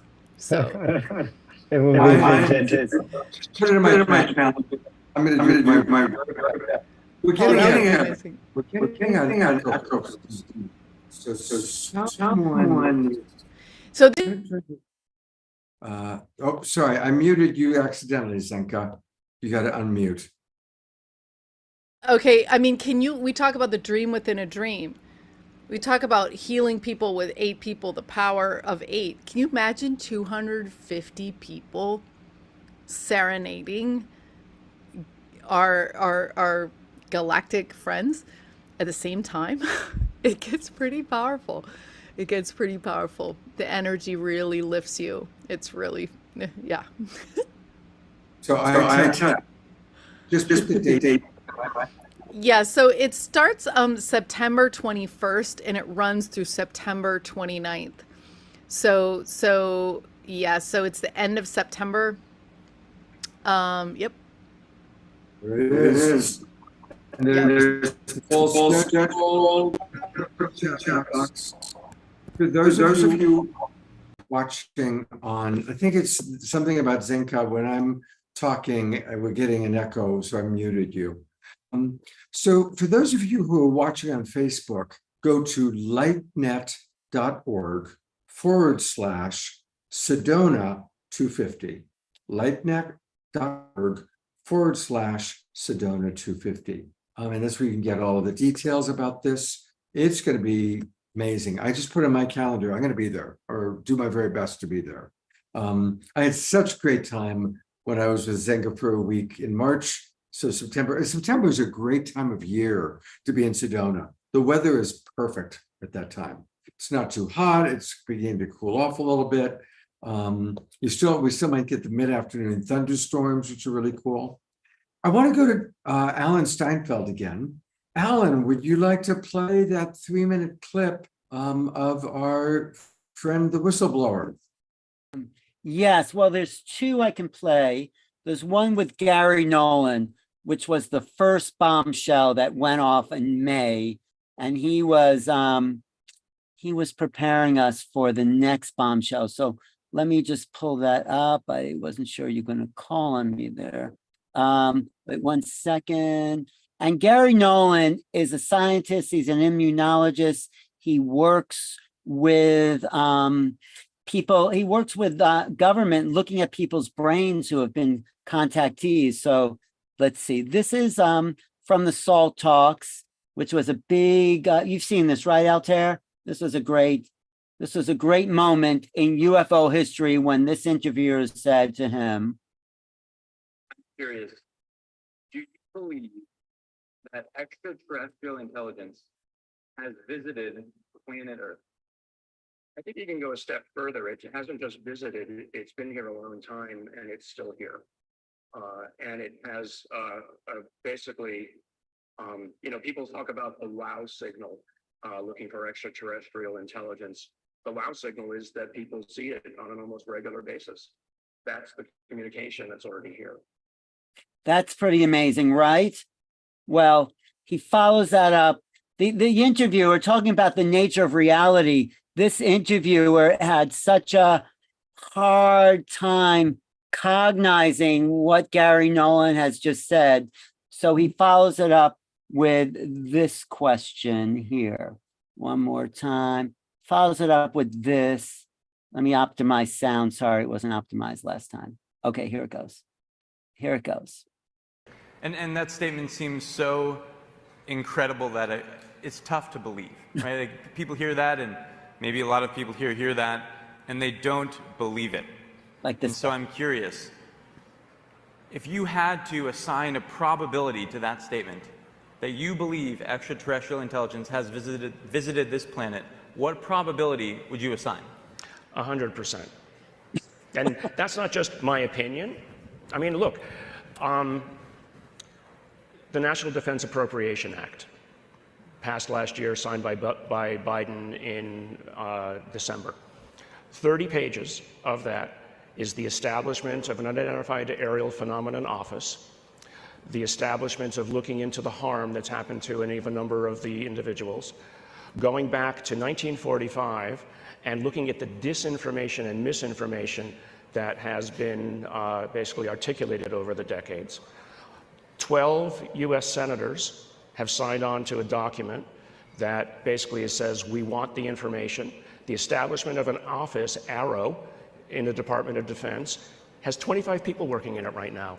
And what's their goal? Collecting the information across all of the U.S. Department of Intelligence, Department of Defense intelligence offices, and collation of that into a uniform format for the very first time, and provision of that then to Congress, the creation of a whistleblowers program specifically that allows people from within, who, I'm going to say this, who've been working on the reverse engineering programs, reverse engineering of objects, so that they can come in and break their oaths, but specifically just to talk to Congress and give that information in classified settings.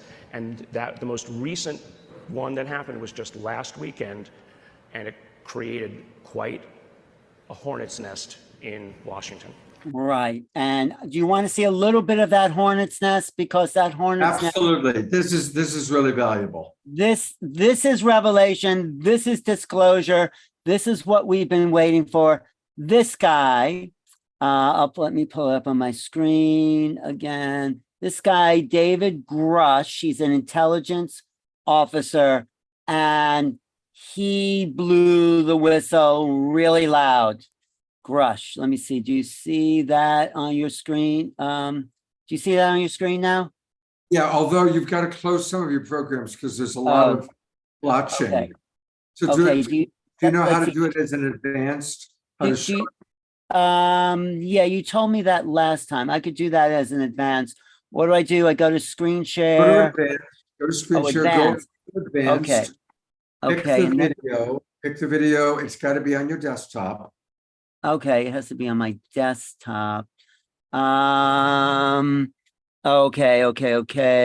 Has to be on my desktop. I'm sorry to take up time because I know but this is the thing that hold the, like the wizard behind the curtain in the Wizard of Oz, and suddenly like something. Let me just do it the other. It takes too long to do it that way. Let me just do it this way. And here, 1 second. Okay. I just have to pull it up again. Sorry. All right. Okay. Wait, I just want to ask, Altair, what did you think of Gary Nolan's work there? Yeah, I love Gary Nolan. He's been straight to the point every time that I've heard him. Because for those of you that don't know, Dr. Gary Nolan is the Stanford University School of Medicine professor who has spoken about this many times, about the fact that 100% aliens have already arrived, 100%. He speaks about those on the SALT connections and government disclosure, and with a lot of clarity. So exactly, it's been my experience too. The direct experiences I've had, like John, like Gary, like many of us here, have proven to me even 30 years ago when I had the first of those experiences, that to this day I've never seen the technologies that I witnessed, and those particular experiences, which were direct, were speaking to, much like John, the power of the communications that we have, and that we're being sent more and more and more direct examples of the fact that this is prevalent and 100% here and present on our planet. Yeah, I'm Prevalent 100%. Prevalent and covered up by those on the inside that don't want the public to know this. This is why it's a whistleblower. He's blowing the whistle on inside government people who have kept this from Congress, the president, and the American people. David Grush, an Air Force veteran, former member of that task force, and veteran of the National Geospatial Intelligence Agency. So that's part of the cover-up. He goes on to say, that's Ross Kotar. He's an Australian reporter. I'm sure you know him, Altair. He's a great researcher. So Grush goes on to say, not only do we have craft, but we have bodies, and there's a big cover-up campaign that's been going on for 75 years, but people inside these programs like the UFA Task Force who have seen and worked on reverse engineering are coming forward. They're breaking ranks. They're going against the authorities that are trying to suppress them. And this is the internal struggle with inside the US government that's just going to crack the whole thing's open. The more it's suppressed, the more people come out. You know what they say in macrobiotics, the bigger the front, the bigger the back, the bigger the lie, the bigger it is that what they're lying about. And this is so big, most people can't fathom it. Wouldn't you say, Altair? Yeah, 100%. I mean, from my own personal experience, when I experienced the arrival of the craft in the 90s, and the US followed up with a complete investigation of the town that I was in at the time in New Zealand, and they tested people in the city. They offered rewards. None of that information was published, and then all information subsequent to that was blocked. If you go now, I was there along with 40 other witnesses. It was in all the newspapers and television at that time in New Zealand. Subsequent to that's blocked. If you actually go back and try and find it, you actually can't find the information. And I've rung the Coast Guard, the USF, the police, I've gone right through to see. I said, what happened to all that information that was actually even in the news? I said, I've still got the newspaper cuttings from my mum's scrapbook. It's so funny, you know, really simple things like that. I said, I witnessed that craft. So did everybody else that was there. Where's all the info? Oh, they said it's classified. I said, you mean it's been deleted or removed or archived in places that nobody can actually get? I wrote to the libraries, the police files. So I've contacted the police. I've contacted the New Zealand Coast Guard. I said, you know, there was an event, and they said, oh, we can't find any record of that in that, you know, at that particular time. I said, but I've got the record right here in front of me. And they said, oh, you know, clearly it must have been something's happened to her. We can't disclose anything. So when they realized I knew, because I, you know, was actually there when that craft appeared, and that same cover up happened. That's exactly the same, because it was such a big event and it was seen by so many people.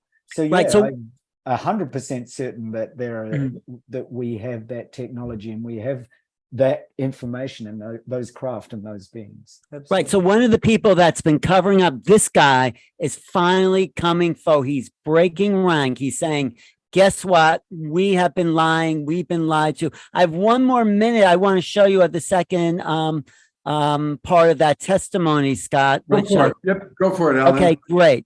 This is sort of the show I wanted to do with you in a couple of weeks, but we'll do it now. So that's no problem. All right. There's a little more of that is blown whistle, bombshell, boom. That changes the landscape. What do you think of that, Scott? It is incredible. And it is great to have somebody incredible coming forward. Yeah. And, you know, he is an intelligence officer. His job was to find out what's his job was to find out what's going on inside government. They wanted him to be part of the cover up, but he said, no, something immoral's happening here. I'm coming out. And he has protection now by Congress, and they're going to have hearings, hopefully in a couple of weeks where he will testify in front of Congress and maybe in front of the American people. This is a game changer. We've known about this, the work of Altair and Zenka, everything. John, we're the avant-garde, but now the rear guard is catching up with what's the true reality, and we're coming into a new world, and welcome to it. The awakened world. That's part of it. Wait, so Altair, what do you know about this guy, this intelligence officer? Yeah, so this is, you notice he said that the interviewer said decades of information cover-up, decades. That's exactly what I experienced. Now, remember, my experience was back in the early 90s, and it's been covered up since then. It was such clear, documented evidence. I was witness because I was there, not just for the craft, but for all the investigation that the US government, the scientists and investigators did. They flew to US Air Force jets into Christchurch in that year, and they report for an entire week. They were in that town. That was Sumner, Christchurch, where I was. And that entire episode was covered up, not revealed, not reported on. None of their investigations were made public because it was such a clear and obvious and direct, not only sighting, but contact. And none of that was ever revealed. So what he is saying is exactly what the governments have known. And he said it, and the interviewer said it. Decades. It's changing. That testimony is changing everything inside. You get Marco Rubio, you get Kristen Gillibrand. These are major congressional senator players, and they're saying, what? You mean our own Pentagon has been lying to us? How could this be going on? And guess what? I don't know why the mainstream is not picking it up, but they're going to. And it's really a constitutional issue. Like I said before, forget about aliens. This is an internal government struggle between the military and the executive and legislative branch. It's, it's going to be a confrontation if this can come out, if it's not suppressed. But we're at the verge of something new, and I think the stars are pointing that way, aren't they, Altair? The alignments, the Aquarius and the Pluto coming back into Aquarius at the end of this. I was just going to say, Pluto's transit is actually what this is really pointing to. Yeah. Currently, cosmically, we have a direct connection to the uncovering of truth. And it's all about trust. I mean, if you ask people who do they trust more, and if the government is on that list, fundamentally there's such division on our planet in respect of governments, because we expect people to be transparent. I mean, that's what trust is built on. Trust is built on love and connections. And if we don't have that, at our source, then we've lost the plot. But you know what I think? Go ahead. No, I just want to say, go ahead, Zenka, go ahead. Sorry. Well, I was just going to say, it's my understanding that these guys are starting to organize and stand up together. So literally one person is going to go, then the next person's going to go, and the next person's going to go, because there's safety in numbers. And that's the thing that's starting to happen right now. It's not just some wacky guy that's like, oh, this happened in my back. These are credible people that have had careers, current careers, or are retired from the military, from government, from the scientific community. So this is this sea change. This is different than it was before. And I invite us all to look at this, like, once we get over the brouhaha of all this, looking at the other side and what the opportunities are. We've all been dishonest in our life, and we've all hidden information in our life. But the point is that when a US president or a president from Canada or from Europe or whatever acknowledges that they have been here, and they have been here for decades, then we start to get into the post-disclosure world. Right. And the post-disclosure world has a lot of cool things. Imagine if it was on the table that they've been here and are here. Imagine what kind of commerce, imagine what kind of cultural exchange, imagine what kind of technology is going to be happening. Imagine. And this is why a galactic renaissance is happening right now. And you guys are a part of it. Right. You guys are a part of it. I just want to say one more thing. I think it's happening now because the vibration is shifting, but I think our galactic community is saying, okay, game over. They're putting pressure on those inside the ET connection to the government, say either you tell them or we tell them. And they're kind of fudging and there's these people coming forward, leaking through the dam of denials and saying, okay, it is time to join the galactic community. Game up. And that will change. As Zenka said, it is a renaissance that is coming. And it's great for everyone, maybe not the corporations who want to hold on to power, but 99% of the human race is saying, yes, it's time. We are part of a bigger world, a bigger reality. It is an awakening world, Scott. It's time. It's here. Absolutely. I want to give a brief historical context here. And I'm going to draw upon my experience. Many of you know, and some of you don't, that for many years, I made my living producing television that was nationally broadcast. And a lot of what I did was UFO oriented. There was a show called The Paranormal Borderline. It was a time series on UP. I was in charge of all the UFO stories. This was back in 1996, 1997. I had a big budget and traveled all over and did stories. And I'm just going to show one piece of that. There was a gentleman named Frank Kaufman, who was the head of the CDC, which was the forerunner to the CIA. And he was stationed in Roswell, New Mexico. Why? Because Roswell, New Mexico had the only atomic bomb squadron in the world. This is 1947. The Cold War is really ramping up. We've just come out of World War II. And the United States used the atomic bomb to end the war with Japan. And so atomic power and atomic bomb was an enormous advantage that the United States had. And there's a movie coming out in a few weeks called Oppenheimer, which is all about that, which is a whole other story. So Frank Kaufman is in charge of the whole security in Roswell, because there were Russian spies trying to get in there, trying to find out whatever they could. And the only atomic bomb squadron was in Roswell. On July 2nd, 1947, there was a lightning strike, a UFO was hit, and it went down. And the first thought was it was a Russian spy plane. So Frank, along with other key people, went out there. And of course, what they discovered was it was a UFO. There were 5 beings that had been on the craft. 4 of them had died. 1 of them survived. I was fortunate to do the interview with Frank Kaufman. This was our opening story for another show I worked on called Strange Universe. I'm sure many of you watched Strange Universe. This was our big opening night story. And it took 3 years of me corresponding with Frank before he was willing to tell his story. Now, the reason I'm bringing all this up is this.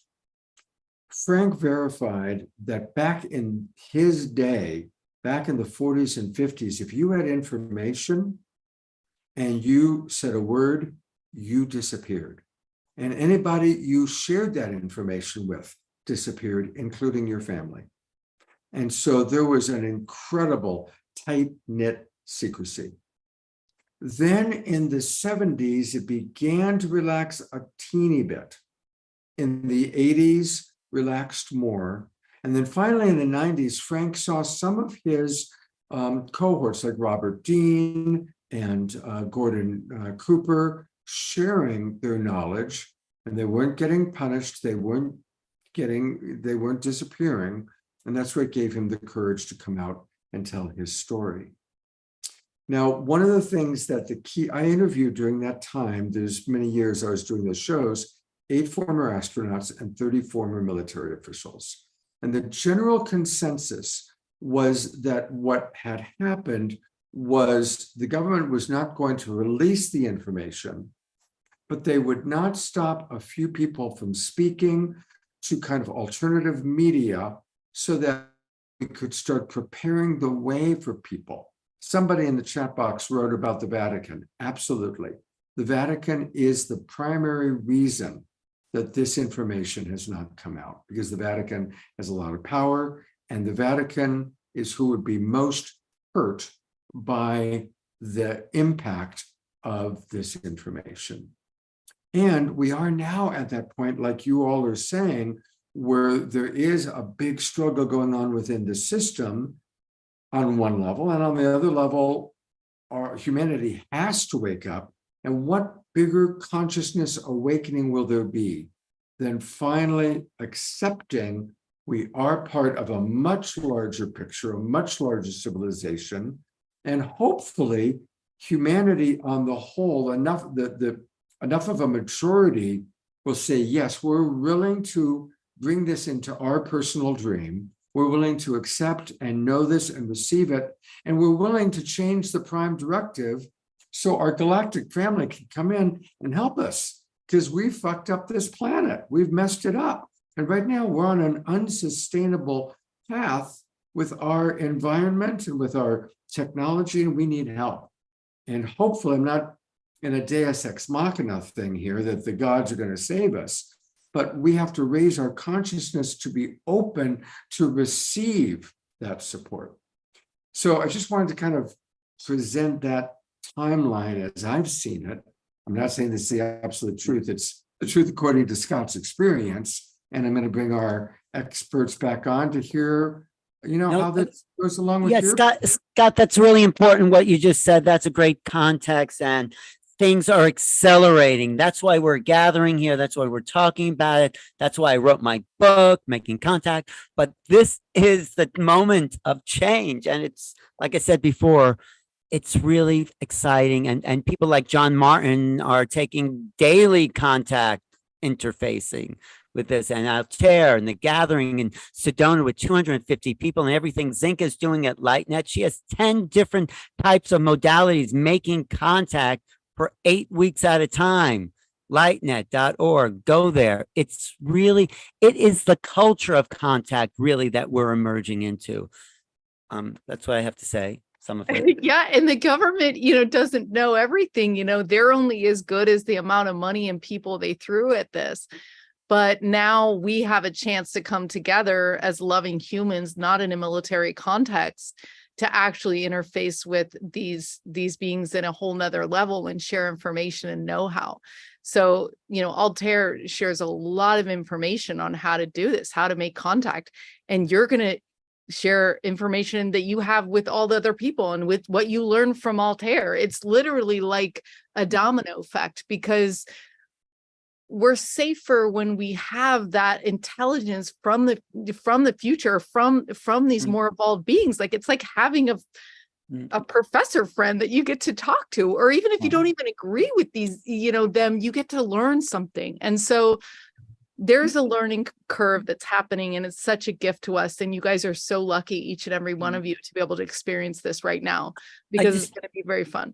I just want to say one thing. This is a people's movement. We cannot wait for government, just like Martin Luther King didn't wait for government to change the laws. It was up to the people. They didn't want to stop the Vietnam War until people took to the streets. Maybe we have to take to the streets, but these gatherings are just increasing the power of the people to come forward and petition government for our right to know the truth. So that's Altair.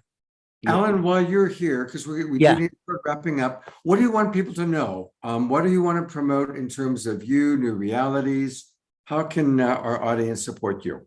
Well, thank you, Scott. So what am I doing? I'm doing probably another class of remote viewing by Making Contact with Zenka in October, I think is our next one, where we actually learn the basics of extending our minds into non-local realities. And then we're doing exactly what the government is doing right now. And that's documented. They're using remote viewing to contact ETs and the craft and go to distant planets like TRAPPIST-1 and see who's there. And we're getting incredible results, aren't we, Zenka? I mean, yeah, it's so fun. I mean, anybody can do this stuff, but it takes sitting yourself down with other people and a guy like Alan to walk you through it, and then having those repeated experiences. So, it's a lot funner to do this kind of research and this experiment with other people that are also down with trying it out. But I also say, get my book, which is a collection of essays by what people I call the best and brightest in the UFO research: Linda Moulton Howe, Whitley Strieber, Grant Cameron, John Mack. I have an unpublished essay by John Mack, even though he's been gone for 20 years, what he left behind is still as important as it was 20 years ago. JJ and Desiree Hertog, who I'm touring the country with, talking about the interdimensional hypothesis. I just talked about that at Contact in the Desert. Maybe we'll get Altair at Contact in the Desert, you know, Zenka. And I'm going to Sweden to lead, if there's people listening from Sweden, CE5 and talk about making contact, and then I'm going to England for a Glastonbury Portal to Ascension conference, and then Egypt, but that's sold out. So anyway, that's some of what I'm doing. But when you follow, when you find your passion, like these doors open up, it's like, oh my God, this is like what I want to do, and I'm doing it. That's what Zenka Altair, we are following. The passion is, this is the most exciting thing I could think of devoting my energy to, the transformation of human consciousness into a galactic awareness. I mean, it sounds like a science fiction movie, but it's the reality that we're going for. So anyway, that's what's happening. You know, Ellen, when you're speaking like that, you remind me of the science fiction book Three Body Problem. And that is, what if you knew? So I'm just, to finish my part of this, I want you to appeal to your future selves, just as Zenka was saying. So all of you listening, connect with your future self, the future self of the awakened world, the future self of love. And if you connect with that future self, and that future self knows that you are an intergalactic citizen, that you are in connection with the entire cosmos.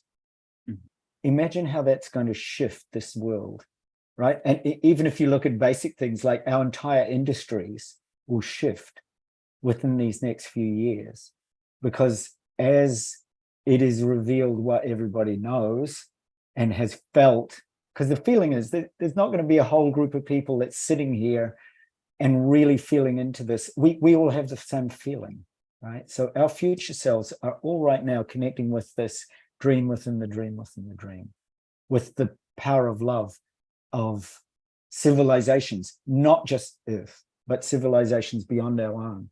We know, and just like John's music, find a way, connect with your future self, ask your future self, how am I going to best serve?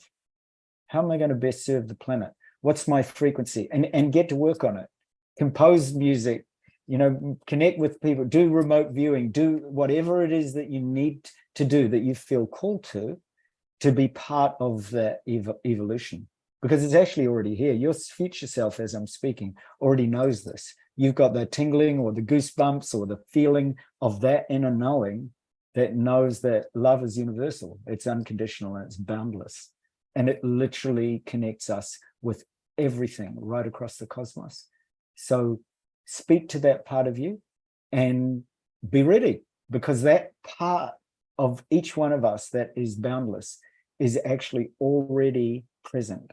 And it's speaking to you right now. And it's speaking to exactly the kind of frequencies that you want to evolve right now to be ready, to be prepared. So go and play that music on your roof and watch what happens. And everybody, let's all meet in Sedona, September 21 to September 29. I'm going to do my very best to be there, and let's all be there. Sedona is an amazing place. I spent 6 weeks there in February and March of this year. And it's a phenomenal community of people, led by Zenka. I mean, she's like the mayor of Sedona for like the cosmic tribe and family there. Let's all meet in Sedona at that time. And again, you can find out all about it by going to lightnet.org, and then just you'll find where you can click all about this event. And it's going to be amazing. Let's all be part of the Contact 250. Let's do it. Right. All right. We have two things left. We are going to have an Omashar song. We're also going to play a John Martin video. And Altair, you're in for a treat to watch this. It's really quite beautiful. I'm going to play some of it. I'm not going to play all of it, but this is, I just always And I invite everybody to really drop into the vibration of John's work. Drop into the vibration of how he speaks to the beings, how he plays his guitar, the love in which he invites connection. May we all learn from John. Here we go.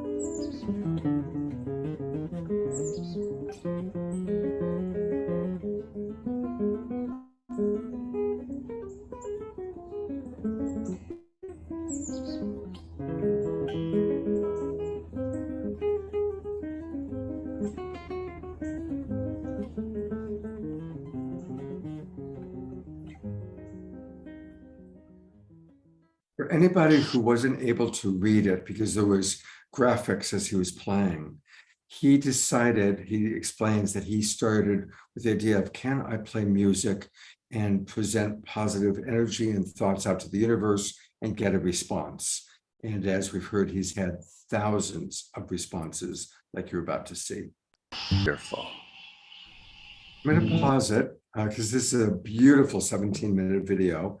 I will put the link into the chat box so people can watch the entire thing. But Altair, Zenka, isn't it just beautiful listening to how John speaks to them and plays his guitar? It opens my heart. Yeah, you know, we do this radio class where we speak to ETs on these ham radios, and we had this guy Ricky Stiles who develops a lot of these apps to talk to ghosts. And I was like, can we use it to talk to ETs? He's like, I have no idea. We could try. And we did. And what they said to us, they used their voices and they said, sing to us. That was their instructions on how to make contact. They said, sing to us. And so this season, in the season 4 contact labs that we're doing, we decided to have a whole team dedicated to making music with ETs. So we're giving them all these different devices. We've got like a theremin type thing where they can touch this and get close to it. We've got this this device, and I loved the Omashar's like music because it was talking about trees. So you can hook this up to a tree or a crystal. They played it on a glass table the other night where we weren't even touching it. So, and then I talked to Ricky today and he's like, oh, I have this phone app that they can actually use to play music. So we decided on Friday, we're going to sing to them to start them. Oh my gosh, you guys, I'm not touching this. And they're talking right now. Wow. So they're coming through. They've been kind of patient to talk. Wow, this is really cool. Thank you guys. Thank you guys. Thank you guys. It's that easy. Absolutely. I mean, that's how you do it, Zenka. You project the best of yourself, whatever that is, to the universe. And the universe is so ready and open and loving and excited when we've made the effort to reach out and speak to them. You know, it's just a gorgeous interchange. And, you know, the experience is a two-way experience. You know, they send love to me, I send love to them. and we just have an absolutely glorious time, and it's so much fun, and I so highly recommend it.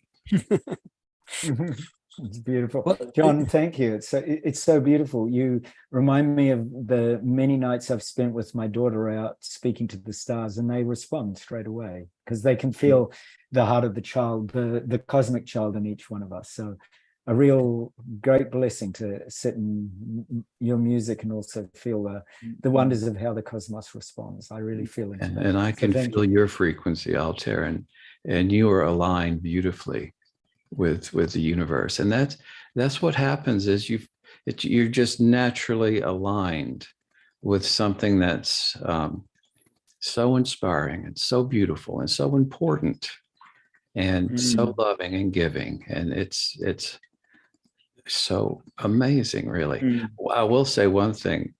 I have a history going far back. My father was a aeronautical engineer with Lockheed, and I was about to be put into a project, and my father scuttled his entire career because he didn't want to put me through that. It could have been a very detrimental event. And I spoke with Whitley, and actually he went into that program himself, and it was very detrimental to him. So this goes back very far with me. Hey, Zenka, what were your radios saying that you were just holding there? Oh, so they're actually playing this right now. They just started playing again. So this is brand new. What is it though? What is it you got there? Hey, Adam. I don't know. Okay, they're doing it right now. This has been sitting here the whole time on. What is it though? They're playing. So this is the theremin. So it's okay. So they can it's electromagnetic device that, okay, well, that's me because I just got my hand close to it, right? So when there's different lights, so from far away to close, it will make will make beeps, and then it also measures the change in temperature. So yeah, I mean, they've been making kind of music on the radios, beep, beep, beep, beep, beep, but this is so cool because they have a couple more. They have a couple more. Well, that might have been my nose actually, but when you guys said that, when we were talking about serenading them, because they were like play music for us, then all of a sudden it started to make noise. And it's so, yeah, so I'm excited. We're hoping to release the first EP on Spotify with 4 songs by the end of the 8 weeks. And just explore, because it's like you said, you guys, it's a permission portal at this point. The collective has not quite yet decided if they're going to allow them into this reality, but for now it's permission based. So you say, I want to make contact, you open your heart, you sing or serenade them, and then they can come over because you've asked, you've said it's okay. Right. Yeah, those radios go off wildly when we're out looking at the stars, the CE5s in Sedona. Scott, you got to do that with Zenka CE5. Yeah, they'll be quiet. These radios will be quiet, and we'll have 6 or 7 of them all making different sounds, which is breaking the laws of physics. So this is revolutionary citizen science. This is like interdimensional contact, you guys. And they started using my porch lights on and off with the signals we have. So 1 beep is yes, 2 beeps is no, 3 is clapping, and 4 4 is clapping, 3 is asking a question. So they were turning off the lights and we were asking questions, and they were going beep, beep for 2, beep, beep, beep with the lights. So they've done it with the radios. So I am convinced that they're right here waiting to embrace us, waiting to talk to us. Like, they want this. I want this. You know what's so amazing about Zenka, Scott? I don't know if you know her history. She wasn't always like this. She was a very straight computer sort of geek. And it's only in the last few years that she got ignited, and she's leading the community in Sedona. She is so on fire. People bend spoons in her presence. That's what I say about her. When I was staying there, I went into one of her rooms, and there were all these bent spoons. There was like a whole little, all the bent spoons. But you guys, I don't even think I'm doing it anymore. I think that they're doing it. I mean, I picked up this fork from the ground the other day, and I set it on my computer, and I started to work. And I looked up, and it had been bent. So, I mean, it could be my consciousness. I don't know. But it's also like evidence of, it could be also evidence of them loving me. Yeah. Can I say, I received a request Yeah. for some videos during the solstice, and it was from Zenka, and I sent it to her. And this is how all of this came to be, Scott. It's how I met you and all these lovely people. So Zenka, thank you. Thank you, John. You are pure love, and music is the language of our hearts. It's not of our minds. We got to get out of our minds. And so you are like a pure example, because when you see the ships, you're always like, hey, thank you so much. Like that's the energy. That's the energy that creates it. So I look up to you so much and honor you so much, John.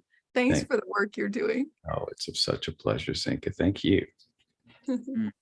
Great. It is a love fest here, Scott. Yes. It is a love fest. Only one way to end a love fest like this, and that is to go to Omar Shar. Yay. So I want to invite everybody to get ready to move and groove to the music, because this is how we integrate all the love and all the beauty. And really, please, let's all meet up in Sedona for Contact 250. Let's all buy John's book. Let's all support this amazing awakening world. Omar Shar, you know what? Just one moment before, and I can see you're still getting it together. Tomorrow night, people have been asking, I've put into the chat box a few times, and I'll put it again. There is a different Zoom room link. I've put it in the chat box. I'll put it in again, and I will email it to our subscribers. So again, to be part of tomorrow's very special edition of the Awakening World, definitely use the Zoom room link. What's happening, Scott? What's the theme of the show? It's, you're going to show. Yeah, I'm showing it. So, good. So we have a live event happening here in Ashland that I'm producing. The Twin Ray are going to do a satsang. Satsang means divine discourse in community.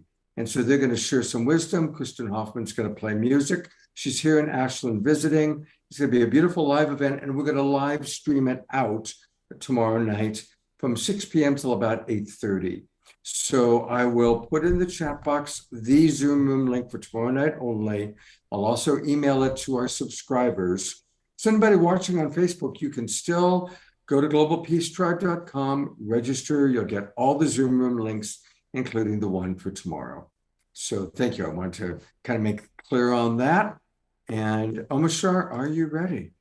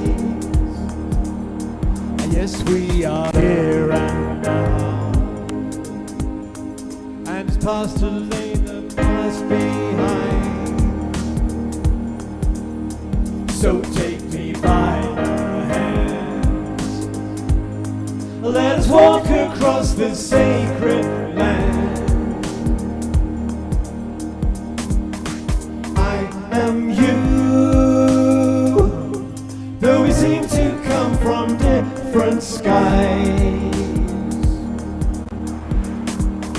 I walk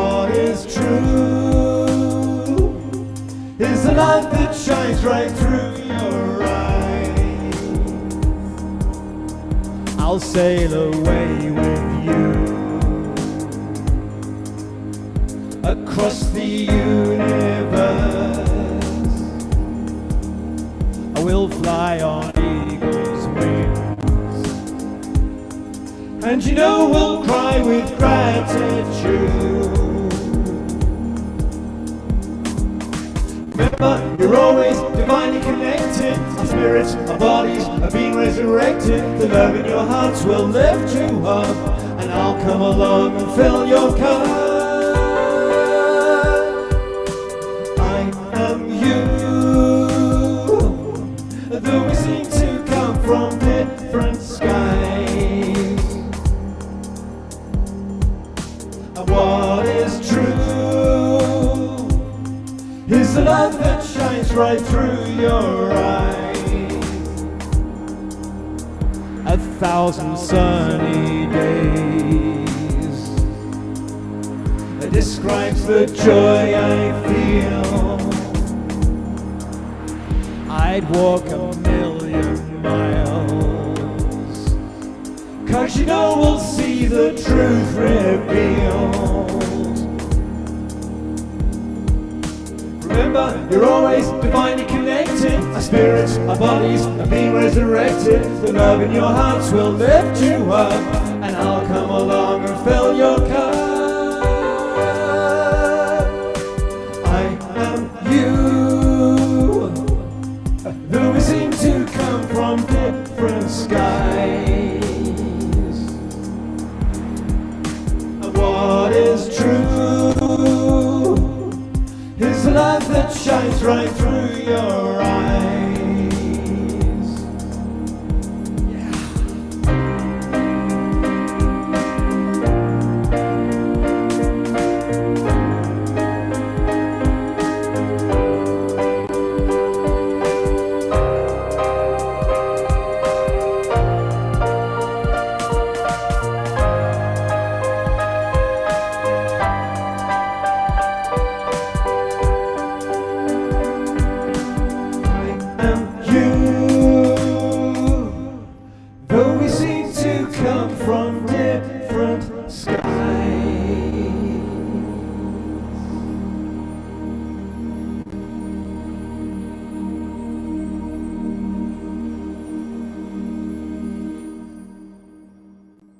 Perfect song, perfect show.